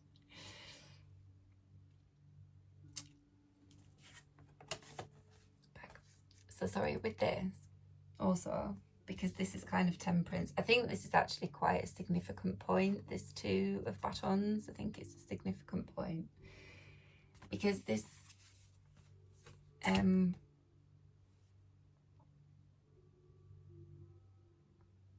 Yeah, so maybe it's that idea of modulation again, or regulation or recalibration or calibrating, right? It's kind of, it's got all that.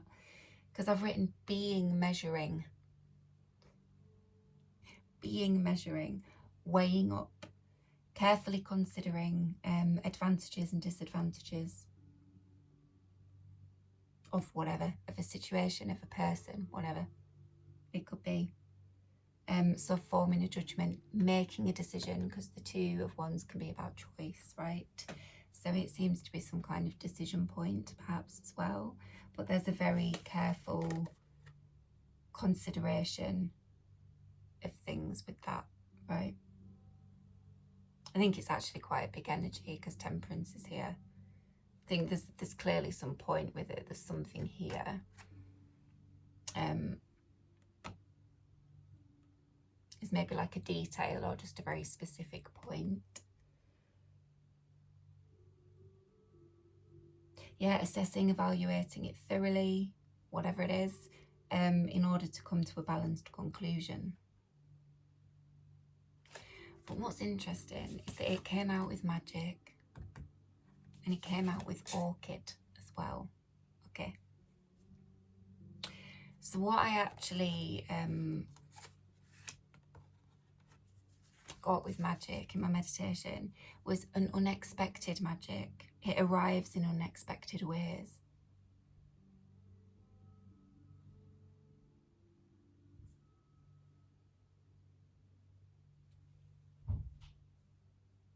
Unexpected magick.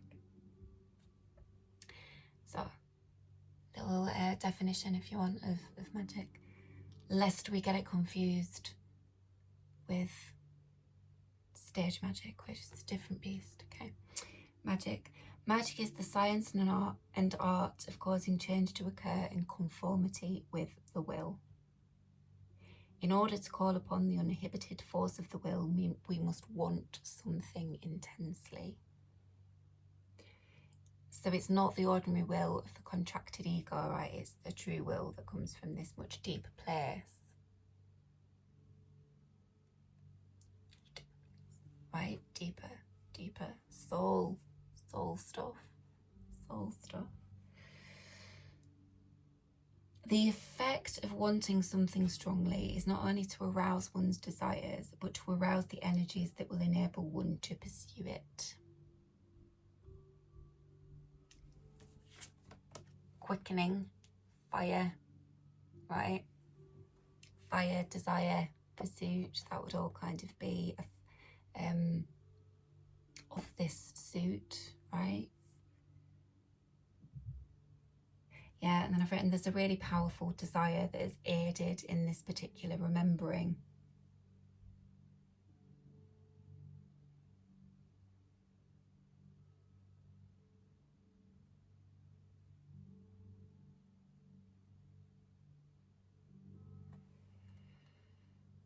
Yeah, magic. An art and skill which by means of a non-supernatural force produces certain strange effects and unusual phenomena whose rationale eludes common sense. So it's the idea of like synchronicities and meaningful connections and relationships, right? I don't think I've mentioned that, but like little indicators of things. It doesn't have to, I'm not going to try and detail how this will show up at a point.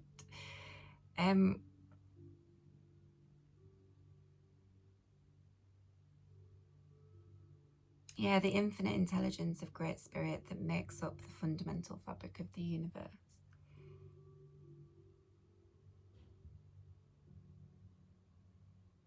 The true will and the imagination are co-equal in the work. Seers, right? Seers, two seers. Seers, plural. Okay, so someone called MacGregor Mathers, who's a figure from, I think, yeah, Victorian era England, who was a magician, basically, and he studied and he wrote and he did lots of things. So this is a quote from MacGregor Mathers, right? A basic principle of human perception is that it's intentional. right? When we look at something, it's as if our eyes reached out and grasped it. And that grasp can be powerful or weak. I think it's strong. It's strong here, right? I think it's a strong. It's developed. It's developed.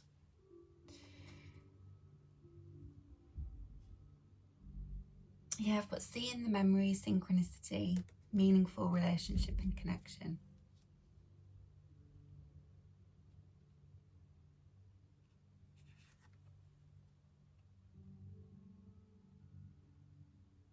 The desire, the wanting something.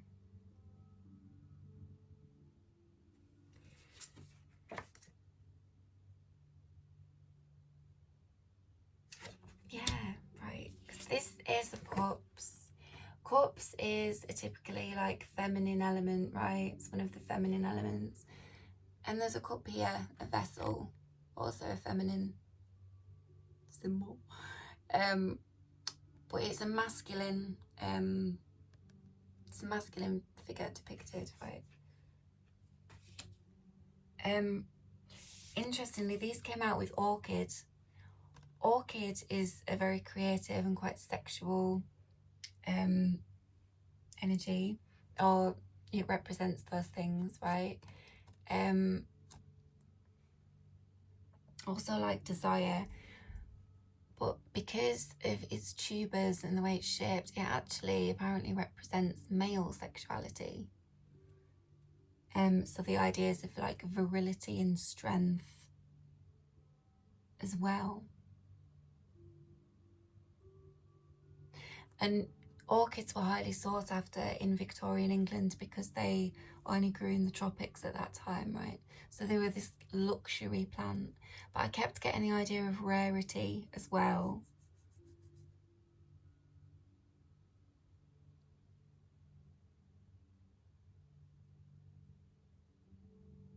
I mean, maybe less so nowadays because things are so accessible to us, but historically they would have had a kind of rarity about them. That was part of their luxury, right?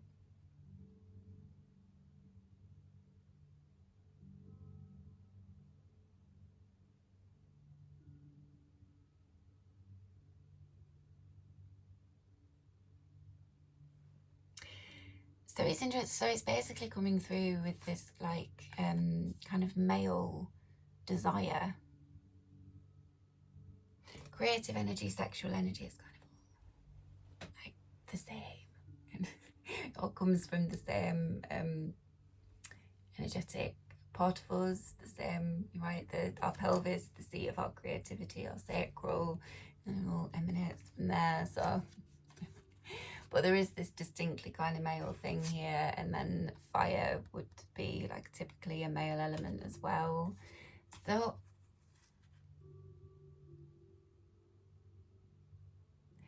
So the wanting something, the desiring something very much is this idea of the true will to kind of to arouse the energies required to get the thing, right? So is this magic that the man is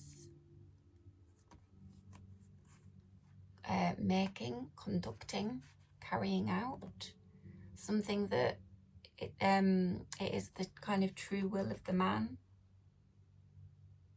because it's this very deep desire,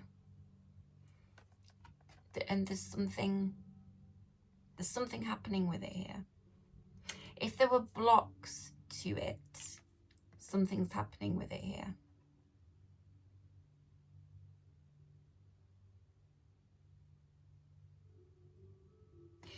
When the time is right, the most beautiful flowers bloom.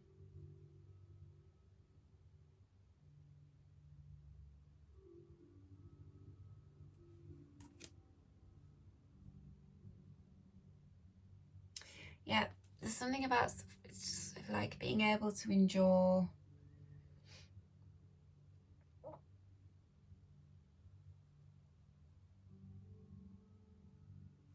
when the time is right, magnificent flowers bloom.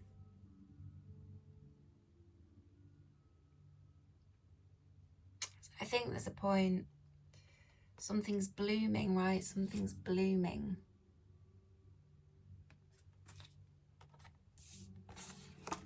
Because the final cards that came out with this Ace of Cups came out with balance and the beautiful blue morpho, okay? So really, I wrote initially, the man has been waiting to be remembered,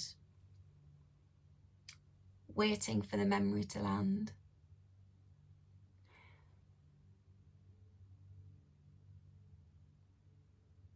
But it's actually not really clear to me whether that is that they have been waiting to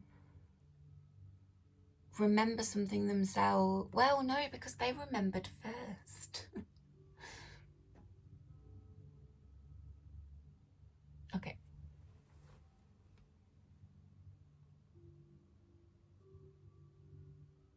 Where is it?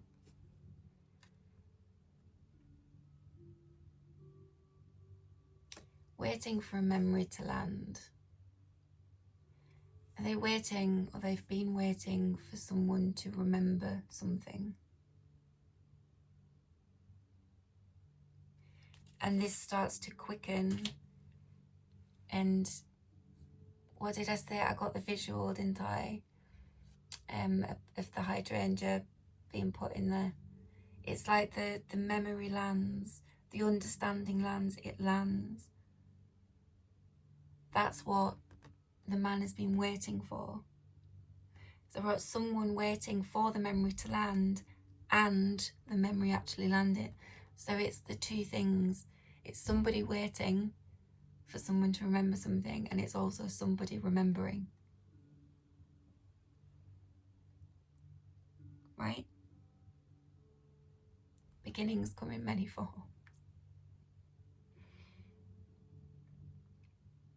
A vessel abundantly filled, surrounded by harmonious beauty as well. So that's just like the memories there. So there's a harmony. There's a peace, right? There's peacefulness.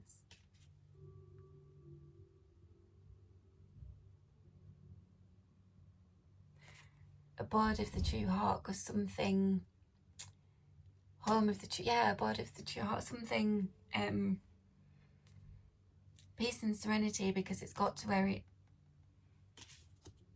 it was being willed to go.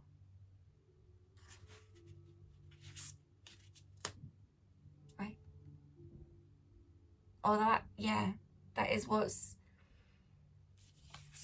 happening. Right?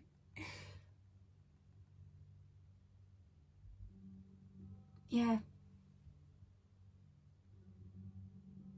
What else did I write there? Remembrance of how something felt and thus how something feels. Okay. That's nice. Isn't it? It's beautiful. Right, and then so balance. This was like the visual in the card. It was like a blockage or a boundary had kind of been cleared. So there was access to the water, which came through as like a memory well, like a well of remembrance.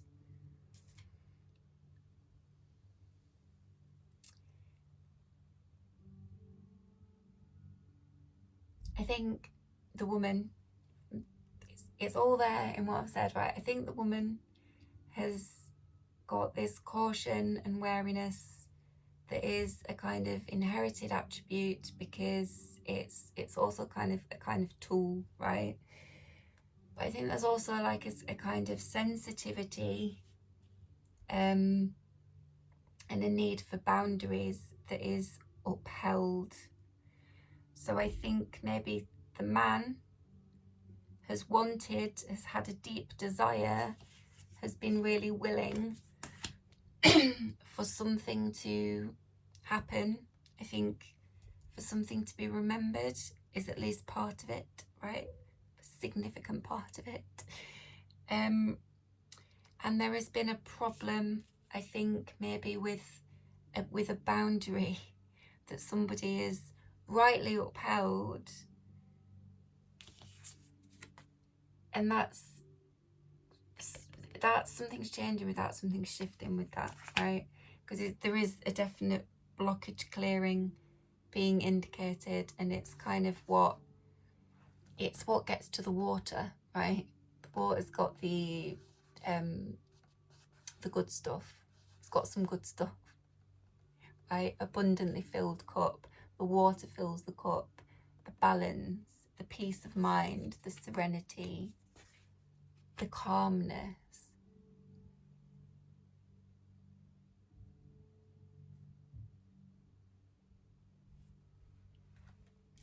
Because it came out with blue morpho. So this was just took me back to that rare devotion reading, because it came out in that. That was a very beautiful reading. I can't remember when I did that. It's last year, maybe by April. May? Don't know. But this butterfly came out, right? So I've written like part of the memory, a rare devotion. So not remembering that reading, sorry, but remembering like some quality of rare devotion. And then really beautifully, okay, I'll say that in a minute. Well, no, something that brings a smile to your face and heart is what came through in my meditation. Something that brings a smile to your face and heart.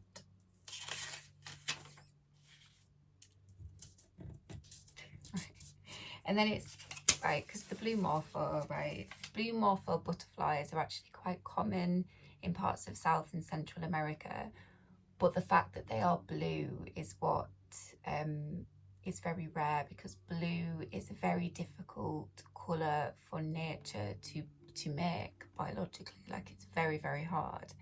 So that's this aspect of rarity. So what actually came through here was a type of person that is difficult for society to produce.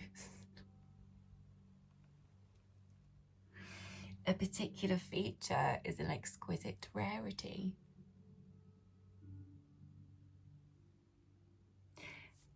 And it's got, right, remember the devotion and the steadfastness and the loyalty and everything that I was saying earlier. A particular feature is an exquisite rarity. And so something, isn't there, about, in spite of the restrictions of society and the kind of social mores and the inequalities and the prejudices and the shit, historic and current, society can't keep some good shit down, right? It's like it, regardless of all of that, this something that brings a smile to your face and heart, that is this real kind of rare feature. All the shit that society can throw at people, it doesn't get rid of this, it doesn't diminish this, it doesn't stop this, right? This gets produced. Nature will still do it, right? The nature of somebody nature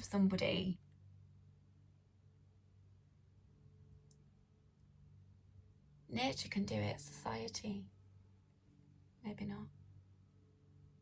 Exquisite rarity. Right, bless this. Yeah, this has been 2 hours 15 minutes 33 seconds. So if you've watched it all through to the end, thank you very much. It's a gorgeous message. Yeah, bless. Please take care. I will see you soon. All right. Yeah. What?